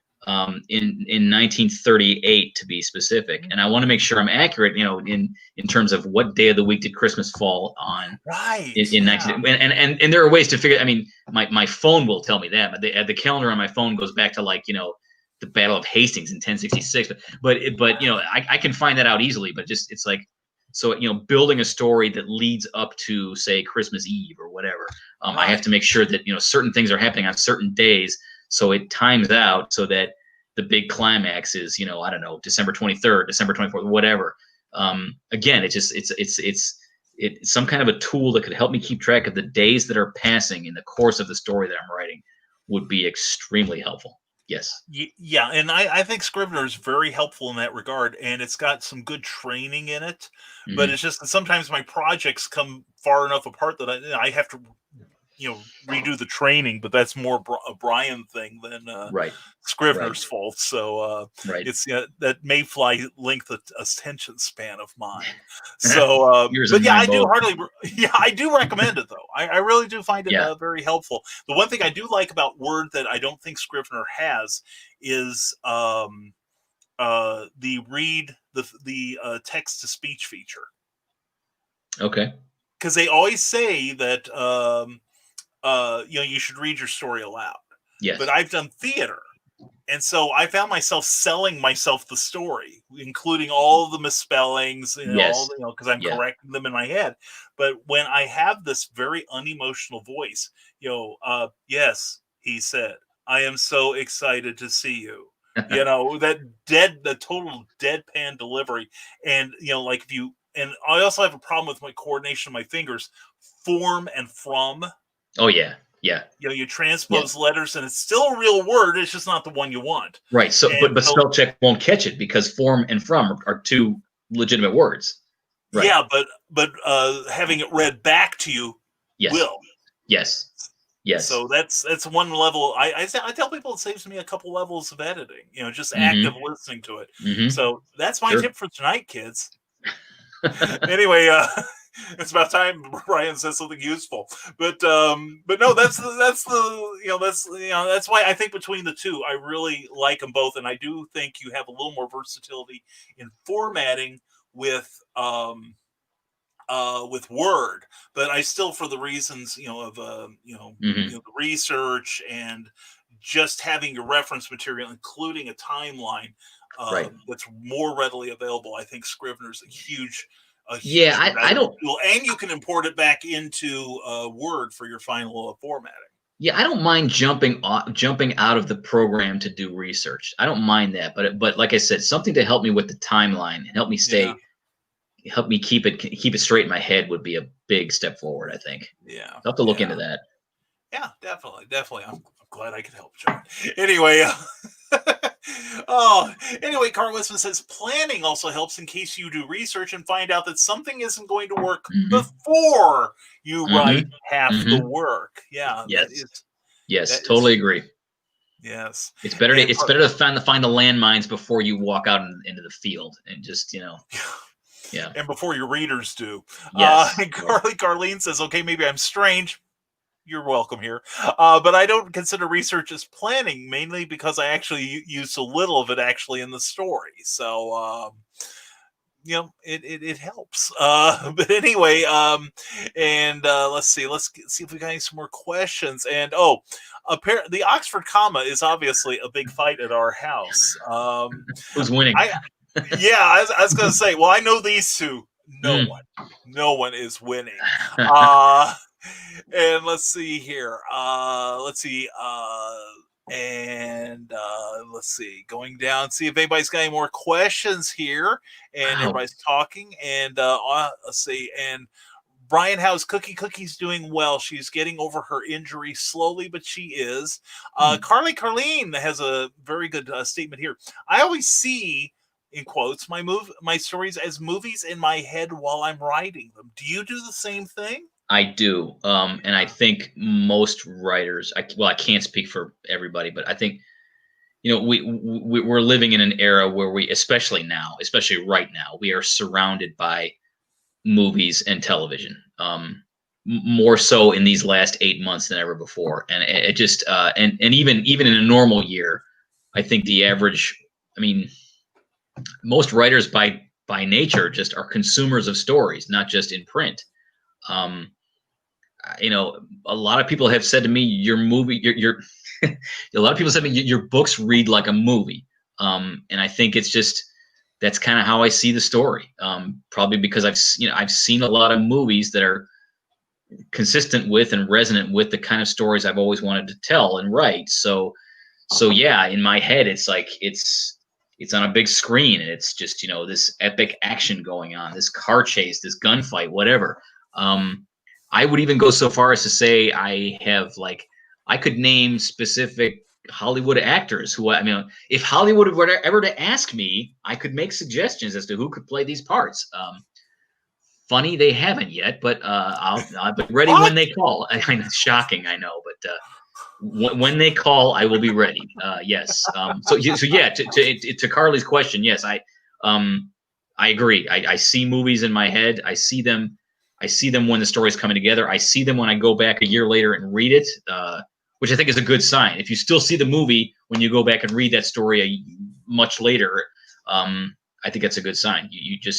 I think there's nothing wrong with taking an approach to storytelling that is consistent with the way a director and a screenwriter tells their story on the screen or in the script. Very good. Very good. I see my stuff as a TV movie of the week. My stuff's all low budget. Rick Bradley says, I love the comma, Cindy. Helps my Shatner impression. Before I even got to the Shatner part, I wanted to say, so Rick, is this the way you write, or is this your Shatner impersonation? Then I got to the second sentence there. Clearly it's both, but yes. There we go. See, and and so now we have the true use of the Oxford comma here. That's right. This is let's see, and here we go. We got movies in the head, and there we go. Nick Tockard says, I have been having side conversations given your annoyance with typos. What is the functional difference between an editor and a proofreader? I think a proofreader comes first. A proofreader's job, I think, is just to make sure that all the things I was talking about have been caught and corrected.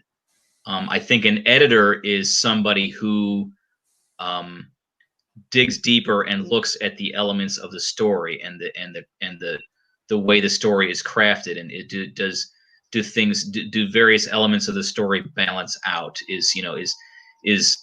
Is the character properly motivated?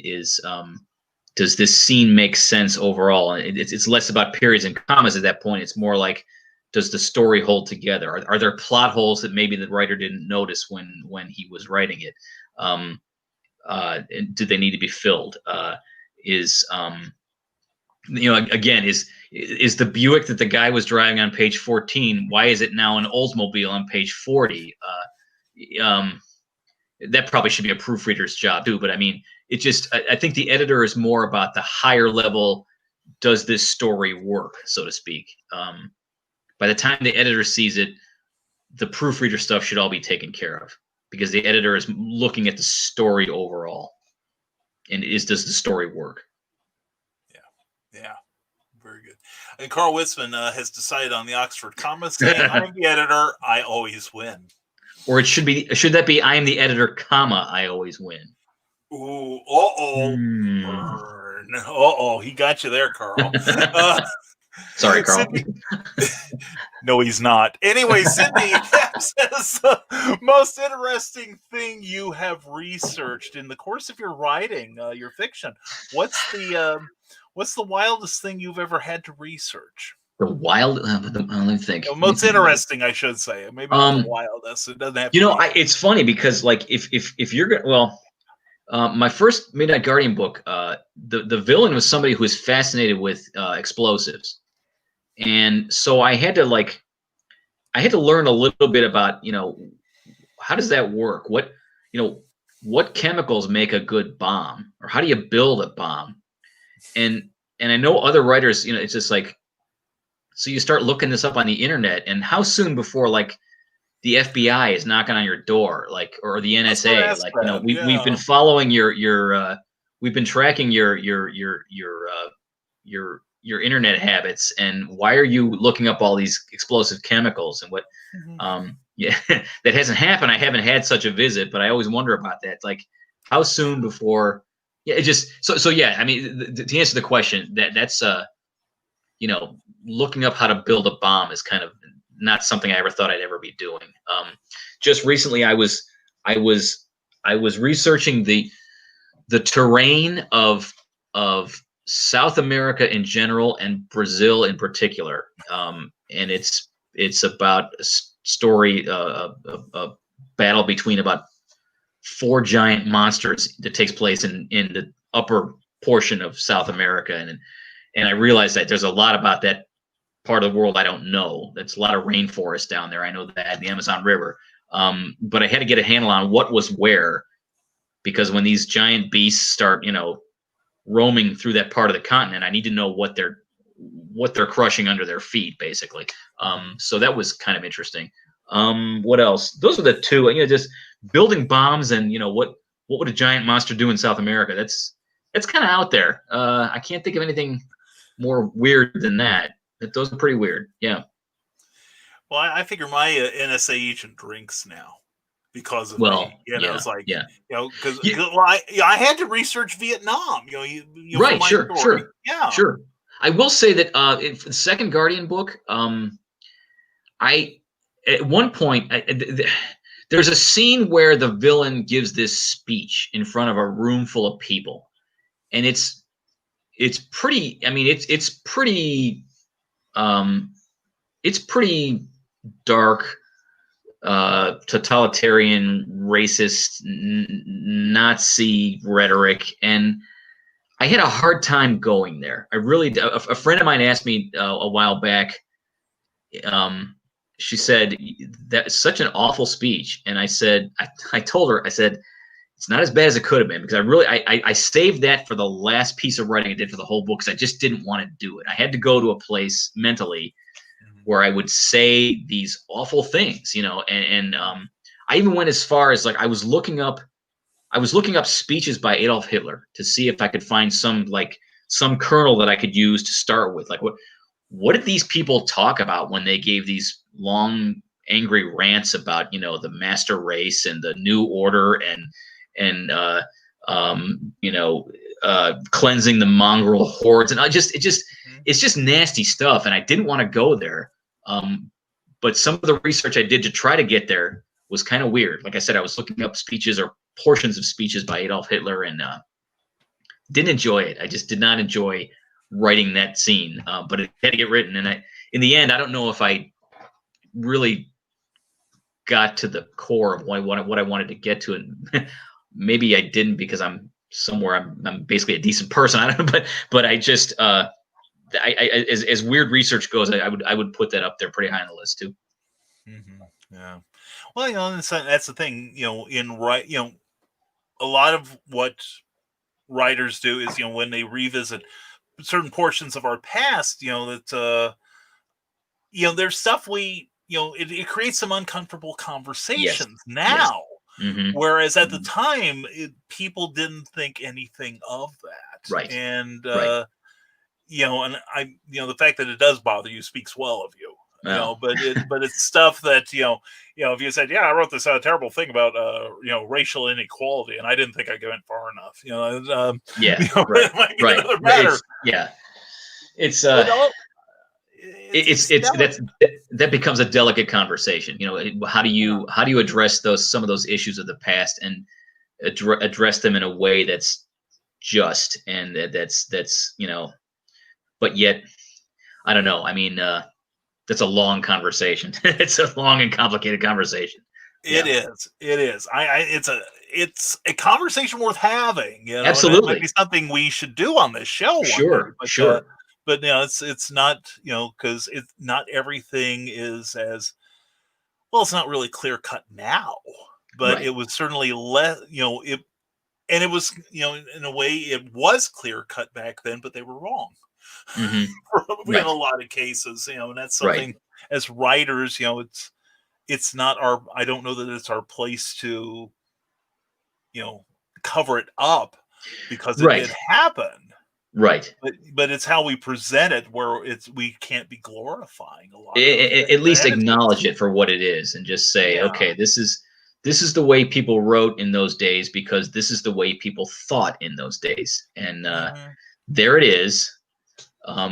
Understand it for what it is, and make your own choices about what you want to read or not read. I would never suggest, banning or burning something because there's something in it I find objectionable. Right. I'd be more likely to just get arrested for, stopping people from burning books. But at the same time, it's just, it's a delicate conversation. I'm not about to suggest, we shouldn't read that stuff. We shouldn't publish that stuff. But, it just, if you just sort of see it for what it is and acknowledge it for what it is and what it was. And, you know, it's a rabbit hole of a conversation. It is. It is. It is. Yeah. So I'll pull you out of this one. Thank you. Thank you. Rescue me now. Yes, please. Rescue us both. Cindy Captain like, no, what is your favorite writer resource? I'm not sure I understand the question. Well, I'm not above screwing up people's questions for them. It's like, well, do you have like any sort of resource for like inspiration or something that helps you do your job as a writer or editor or publisher even better? I probably, if we're talking in terms of inspiration, at the end of the day, and you hear this a lot to the point where it almost sounds like a cliche, but I think it's true. At least it is for me.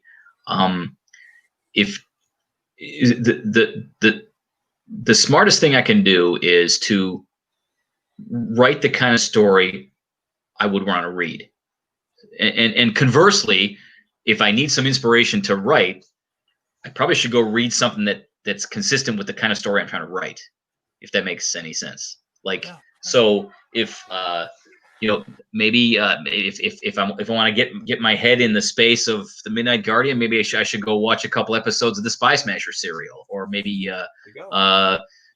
find some episodes of the old Green Hornet TV show, or watch The Untouchables, the 1987 Brian De Palma film, which God, in recent years I've discovered how much I really appreciate that movie.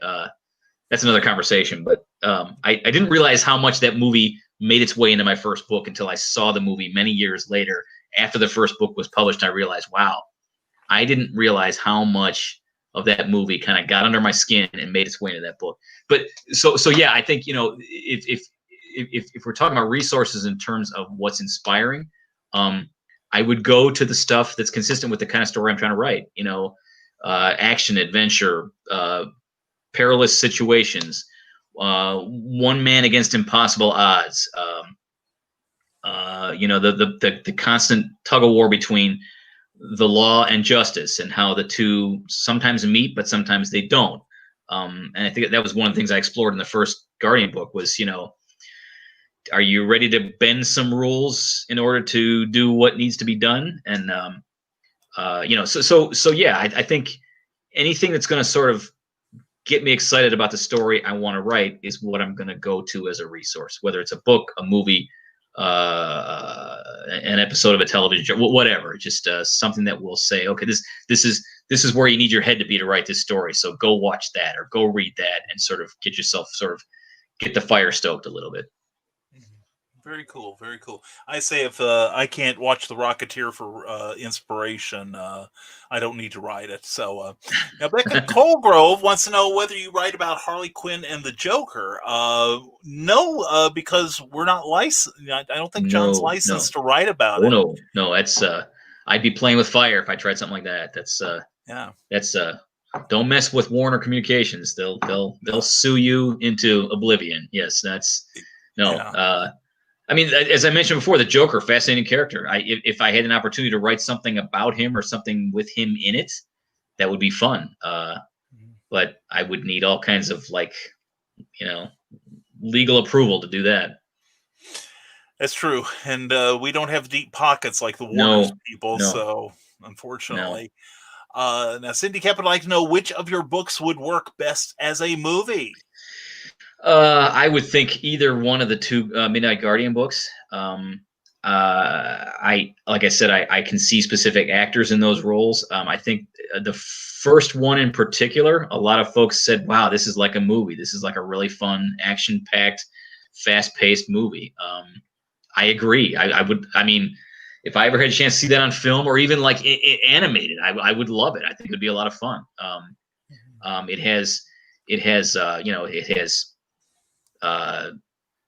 has some crime, it has some police work, mystery, it has some action, adventure, it has a little bit of romance going on, or at least a budding romance.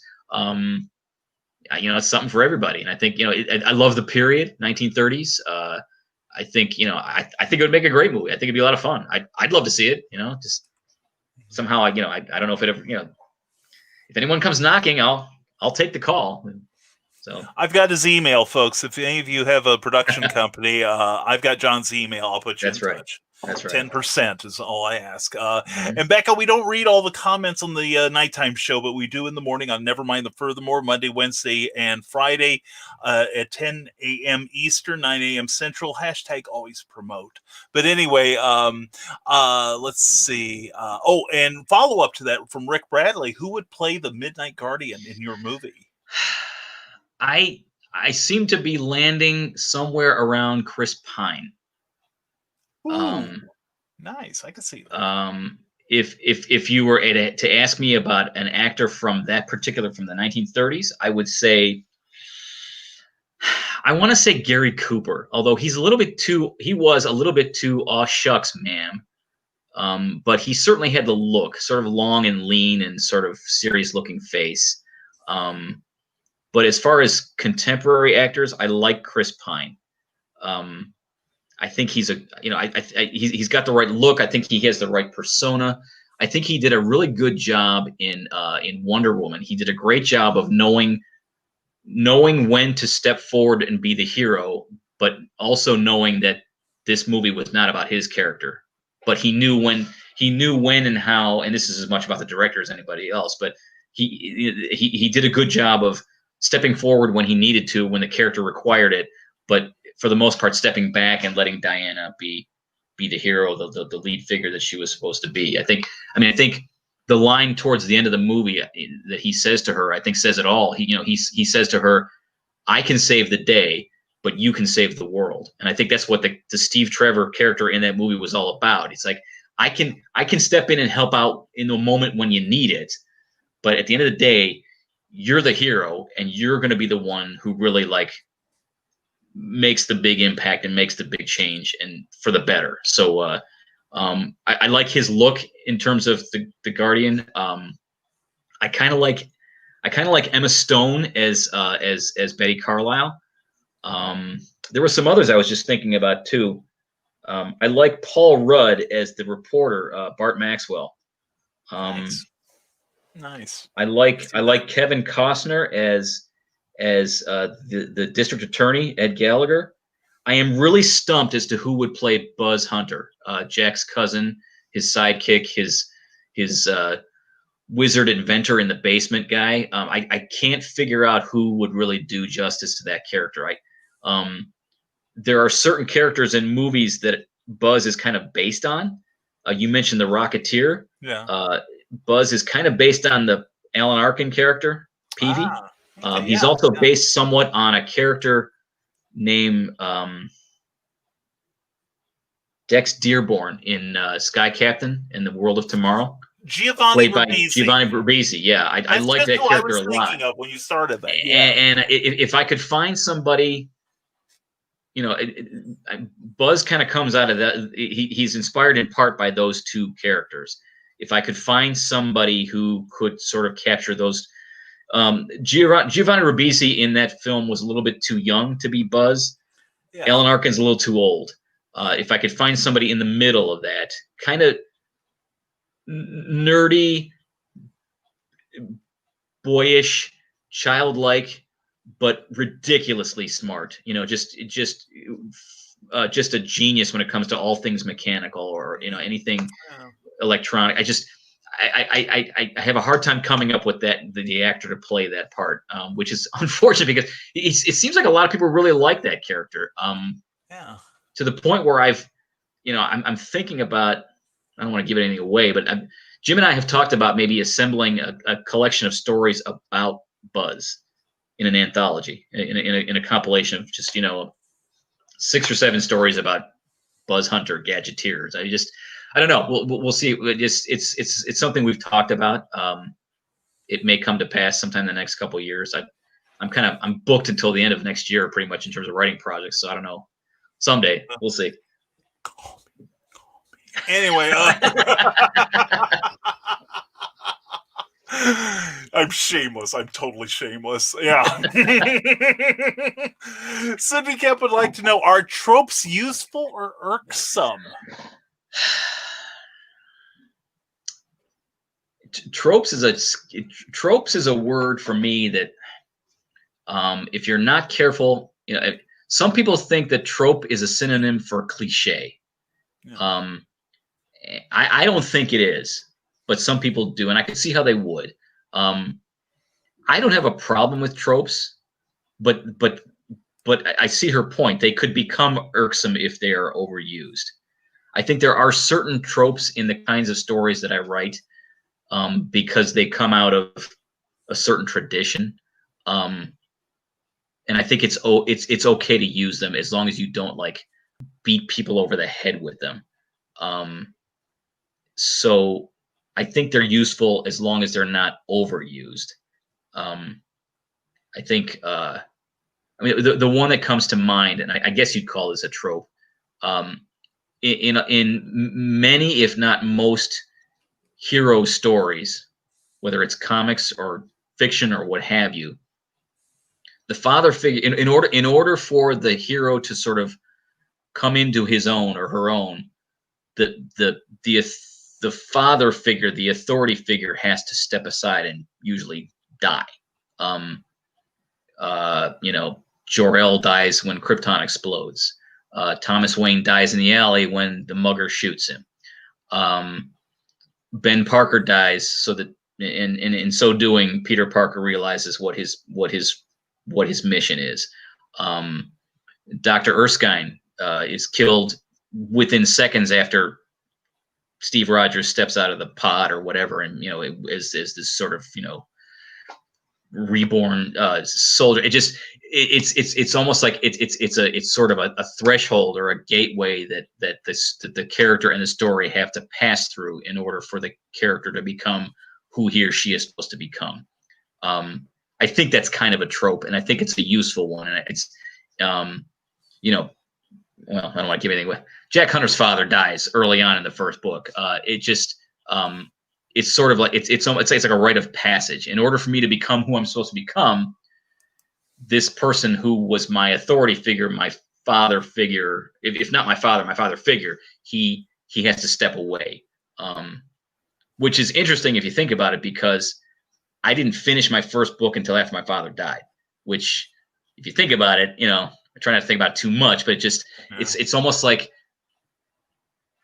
you can't fully become who you're supposed to become until certain things make room for you to do that. So I guess that's one trope that kind of works, but to the question, I think there are some that they are overused, and if here we go again. There's out comes the spandex or whatever. It just it's like it becomes predictable and kind of clunky. So yeah. Yeah, kind of like every comic book character is male, white, and in the 40s they're male, white, and are rich, and also happen to be scientists. Right, exactly. Yes, yeah. Or like Bruce Wayne, Doc Savage, Reed Richards. That to me is an overused trope. It's just sort of like, oh, here we go. The guy's brilliant. He's rich. Tony Stark. Brilliant, rich, good-looking playboy.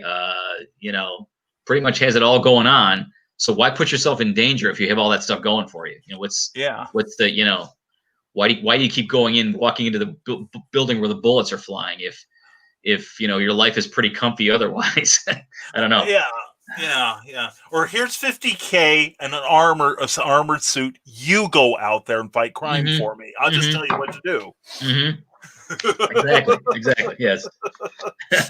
Not my job, man.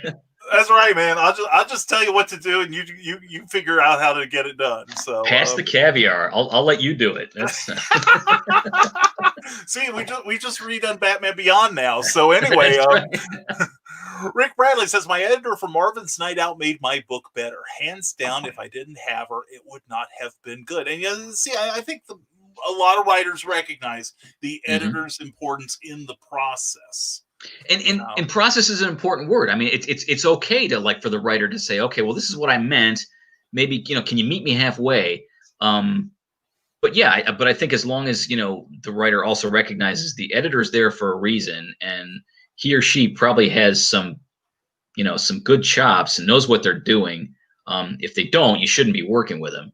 But if you are working with them, chances are you trust them, or you should trust them, and you should know when to let go of the wheel and say, okay, there may be something here I'm not seeing because I'm too close to it, but this editor can see it and knows how to make it better. Exactly. Grant Lankard, glad you're here. He says editors are necessary. Fully agreed. Well, the example I give is Archie Goodwin. The late Archie Goodwin wrote so many classic Warren, Marvel, was a writer on Iron Man and Batman. And I read several places he preferred other people to edit him. And he was himself an astounding editor, I think. But he preferred other people to go over his work, make sure that he didn't miss anything. So right. It's amazing what you don't see because you're too close to the work. Exactly. Yeah. Exactly. And Rick Bradley asked Dan Aykroyd. Dan Aykroyd. That's interesting. How old is Dan Aykroyd these days? He's probably in his 60s by now. He's somewhere around my age, if not a little bit older. He might be because 70. Because Buzz is more like, I'm going to say early to mid 40s. But I like the idea. I just I like the idea. It's the right ballpark. I don't know if I'd go specifically with Dan Aykroyd, but I like that sort of kind of a little bit like a little portly, maybe just not quite the most physically in shape guy, but his brain is just firing on all cylinders all the time. So yeah. I had somebody in mind, except he's way too young. I don't know if you ever watched the show Eureka. No. Oh, yeah, there was a guy, and he didn't play he was one of the scientists on there. It's a brilliant show. I know the show, but I've never seen it. I dearly love it, but there was one guy who was kind of like the prig. He was the guy you love to hate, although you understood why he did what he did, and you kind of liked him on a certain level. That actor, I think, if he let his hair grow out or something, but and he might be the right age now, but they kind of know it all. And just this side of annoying. So but I Buzz isn't the annoying. Guy's name. Yeah. Buzz is not really annoying. He's very like everyone in town likes Buzz. He's I want to say childlike, but that almost sounds like he's like developmentally delayed or something. It's not the case. He's just very he listens to the Green Hornet on the radio. He likes his tastes are simple, but his mind is just like a steel trap in terms of he can build and he can fix anything. He knows how everything works. He can fix your car in 20 minutes. Everyone in town goes to Buzz when they need something. He runs the most popular repair shop in town. You got a problem with your radio or your desk lamp, take it to Buzz. He'll take care of it. He'll fix it in 48 hours or whatever. And he's just very likable. I can't figure out who would play Buzz, but I'll think about it some more. But Dan Aykroyd is it's kind of in the right neighborhood. But I think he's a little too old for the part. But I could see it. Yeah. And Carleen says Dan Aykroyd was born in 1952, so he's 68. That's scary because I remember the first years of Saturday Night Live, and no one should be 68 when they're. I mean. That's like that show is like what? That show is 45 years old. That's frightening. Yeah. Welcome to my world. I didn't realize how old I had become until I realized that I had been alive when not Christopher Reeve, but George Reeves was. Really? That was 57? I started reading. Okay. Yeah. I was born in 56, and he. Passed away in 58, 59, something like that. So I was learning to read about the time he passed on. So, and let's see here. Gospel Illusionist Jake Lindsay says, I've never had an editor. You don't know what you're missing, young man. And he wants to know what your favorite type of music is. What do you like to listen to? That's a tough question right there. I'm all over the place. I used to, I mentioned, or did we talk about this before the show started, Brian? I was in the record. Yeah, you mentioned that earlier in your introduction. I did about 7 or 8 years of marketing in the record business. Before that, for a good 10 years before that, I was, as a journalist, I did a lot of writing about music and the arts. So as far as my musical tastes, I am all over the place, and I go way back to like as early as like maybe the 1920s and 30s. If it's recorded, I mean, there's okay. The blues, Delta blues from the Mississippi, Louisiana, certainly Chicago blues, post World War II. The rhythm and blues that came out of that tradition, like the early rhythm and blues, like Ray Charles, Ruth Brown, Laverne Baker, Big Joe Turner.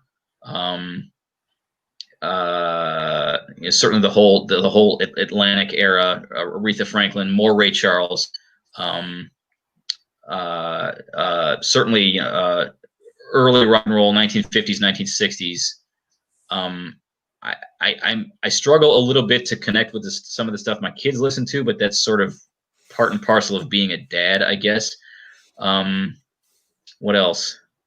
Big band again. I mean, if I'm a fan of that era, 1930s, 1940s, I'm liking big band, certainly. Yeah. So and I'm not trying to dodge the question. It's just my musical tastes are all over the place, and chances are good if it was recorded between say 1920 and the last 10 years, I'll find a way to connect to it some way or another. Well, have you ever? Do you know of a group called Postmodern Jukebox? I am. Yeah. I've heard a little bit, not much, but yes, I am familiar with them. That's the only way I can listen to a lot of contemporary music. Yeah. Yeah, it's completely lost me. I know what you mean. So I remember the whole swing craze, the neo swing of like the 1990s. Remember that? Oh yeah. I found that interesting for about 20 minutes, and then it quickly got annoying. It just sort of like. Yeah. It was clever, and then it was annoying. It just didn't, and it was like almost overnight, and I don't know why, but it was sort of like, I mean, talk about derivative. It just seemed like everyone had to put the pinstripe suit on, and they picked up the lingo, and it just it just became like a cartoon of itself really quickly. Yeah, I thought of it like a joke that you repeat consistently for 15 minutes until you've wrung every bit of amusement out of it. Yes, so, exactly. I get it. Well, Charles F. Millhouse says, great show tonight. John, you're an inspiration. When I grow up, I want to be just like you. Wait a minute. You're already grown up. This Charles Millhouse, I got to tell you, man, and I've said this to Charles myself, and I've said it a number of times to other people. This guy, I mean, first of all, I want to know how he cranks out as much as the volume of work he does in a given year frightens me. It's staggering. And on top of that, he is now publishing Pulp Reality, which Charles and I actually had a preliminary conversation just a couple weeks ago. And I probably am going to be contributing something to his, I think, third issue. I think his second issue, if I understand it correctly, is coming out early next year, early 2021. And his third will be coming out around this time next year. And I think we talked about me doing something for his third issue. So in addition to all these Captain Hawkland books and other stuff he's writing, he's got this magazine now, which just sounds like it's like on a twice-a-year schedule, which I'm here to tell you, I as part of my day job, I'm editor of a well, it started out as a quarterly magazine. We have since scaled it back to twice a year, which is still pretty ambitious. And on top of that, he also finds time and ways to like promote other people's stuff, which I really admire and I really appreciate. And I don't see Charles enough. I don't talk to him enough, but when I do, I hope he knows that the work he's doing in and of his own fiction, plus the stuff he's doing to help promote other people's stuff is pretty staggering. It's pretty amazing. And I try to do that myself to some degree, but he puts everybody to shame in that regard. He is always finding ways to like promote other people in addition, other than himself, his own work. And it's pretty amazing. It's so if he finds me inspiring, he should know that he's just as inspiring to other people himself. So my hat is off to him. Another Ohioan, another Buckeye. There you go. You, Jim, Charles, and here's the thing. If you want to learn more about Pulp Reality #1, 22 hours from now, we are going to have a special episode of Clever Title Pending featuring Charles F. Millhouse as my cohort. And Oh. we are going to be interviewing some of the people who collaborated on the Pulp Reality #1. Okay. So please tune in tomorrow at 8 p.m., Yeah. 7 p.m. Central Time. In fact, I was setting up the StreamYard for it when I realized, I've got a show to do tonight. So anyway, so the announcement for that will come up right after this show. After I go to the little writer's room and we can concentrate. But anyway, no, please tune in tomorrow night and check out Charles F. Millhouse and myself and guests as we talk about Pulp Reality.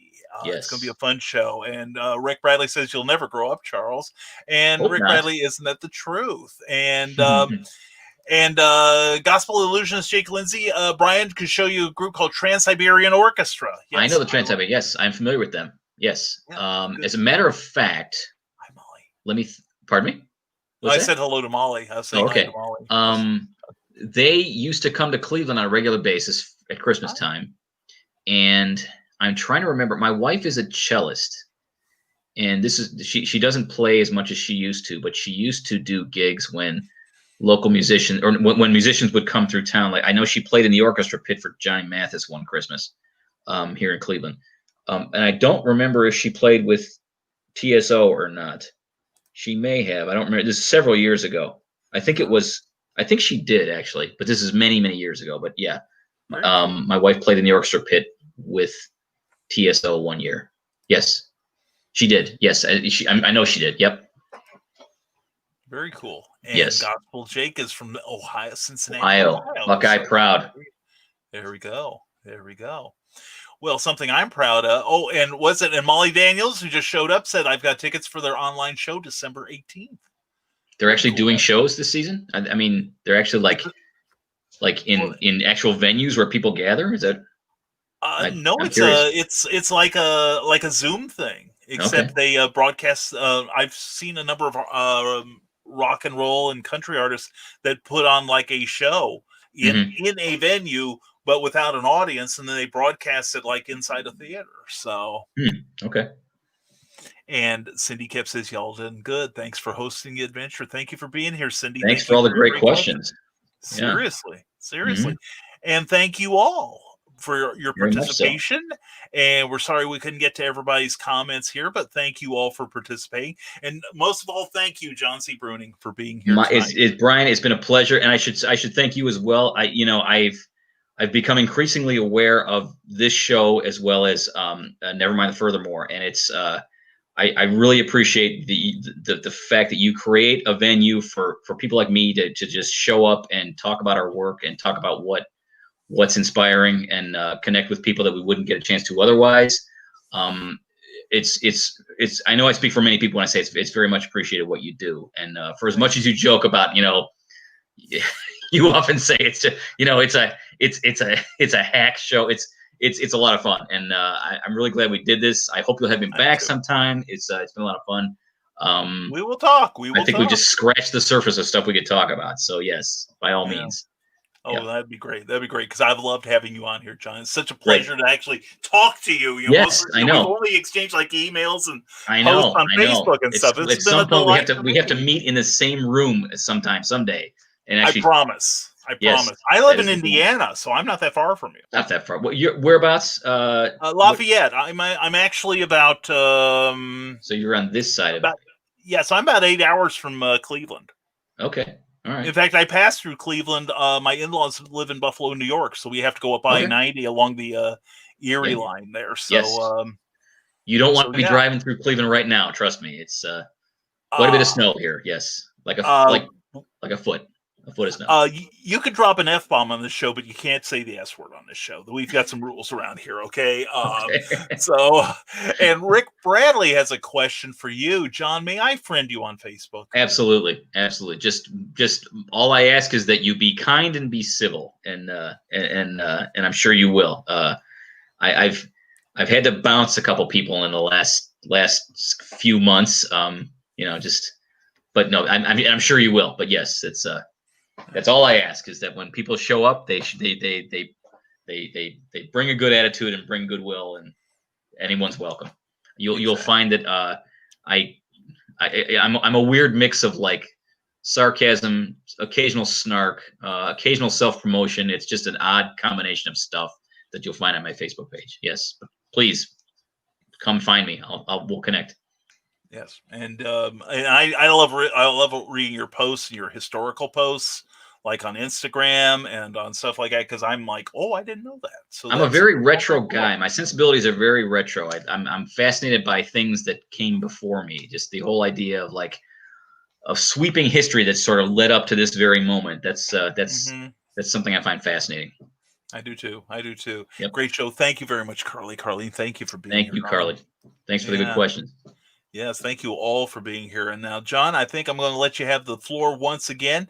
Please tell these people where they can find you, how they can keep up with you, and a little dab about your books. And if you aren't ordering from Amazon right now, what's wrong with you people? Yeah. Well, how can you find me? Okay, so website. Don't have it yet. It is in the making. If it's late, if it's not coming together, it's nobody's fault but my own, because it's in the process of coming together.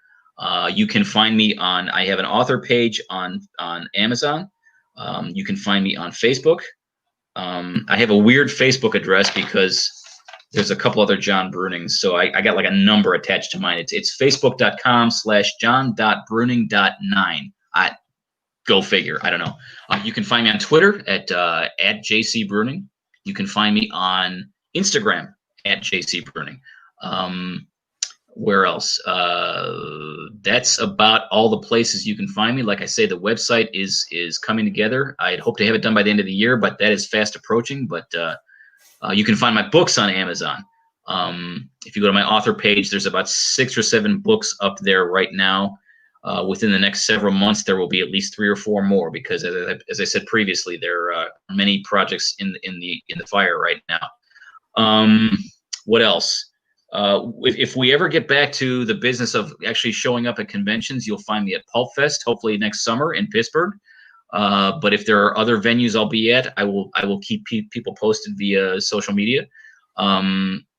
I've got some great books on the market on Amazon, and I've got some other ones on the way. So please check me out. I'm open to discussions with anybody. I'm open to feedback all the time. Please don't hesitate to get in touch. And that's pretty much where I'm at. All right. Well, I appreciate you being here, John. Thank you so Glad much to for be being here, here. And we'll definitely do this again. Absolutely. I hope so. Great. All right. Well, thank you very much. And I'm going to put you in the background, and then after I do all my rigmarole, we'll say goodnight. How's that? Okay. Sounds good. All right. Thank you again, John C. Bruening. Take care. Bye-bye. You too. Bye-bye.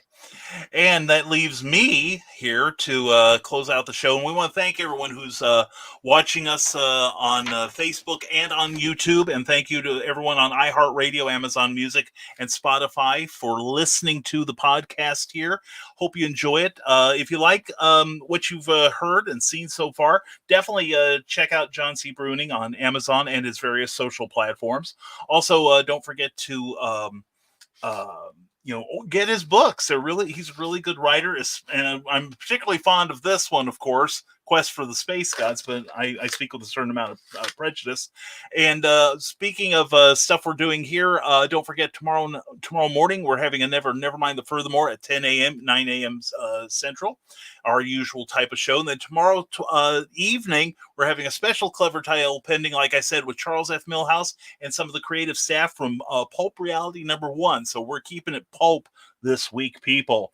And then don't forget, next week on December 8th, we will be talking on Clever Title Pending. We'll have the return of Ted Davies Artistry, broadcaster, artist, cigar connoisseur, and great interviewer. We'll have him on the show next week. Hopefully he'll have his power back on by then. But anyway, we appreciate everyone being here. Thank you, whether you're watching us on the rerun or whether you're here live. Again, thank you for your participation.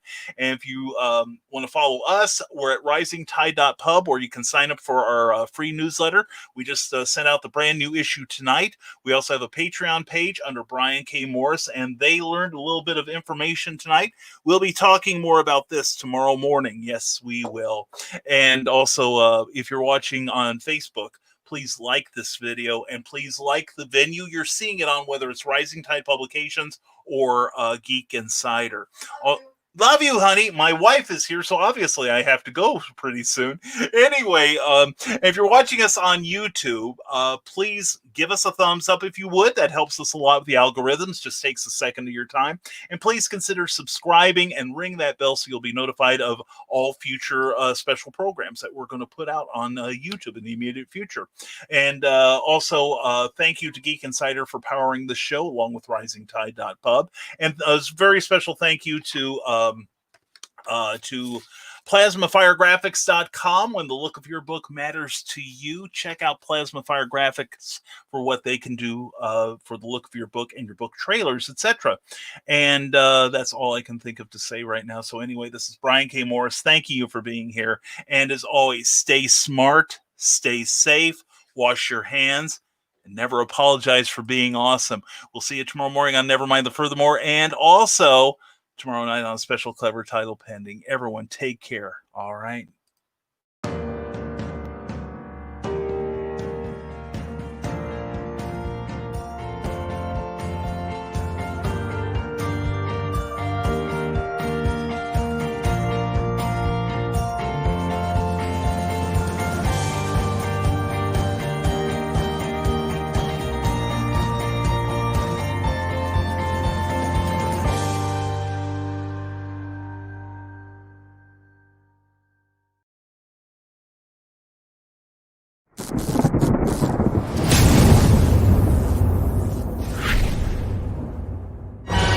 Stormgate Press presents a collection of 7 new short stories from today's leading authors and illustrators in the new pulp genre. Experience courageous two-fisted heroes and their intrepid and often dangerous exploits.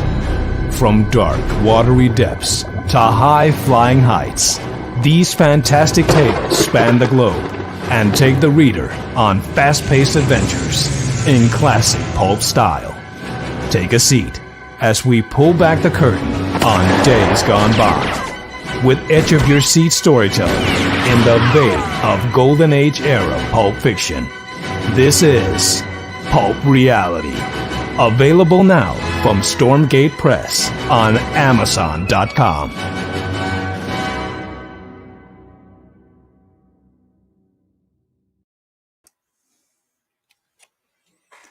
This program has been brought to you by Nevermorians, just like you. Thank you for tuning in to Clever Title Pending, a Rising Tide Publications and Brian K. Morris production. A member of Comic Book Advocating Network and sponsored by GeekInsider.com. Become part of our show with sponsorship and advertising opportunities. For details, contact advertising at geekinsider.com or visit podcast.geekinsider.com. The Geek Insider podcast is available on your favorite app, so please hit the follow button and share it out to your friends, because if you don't, you might have to turn in your geek card.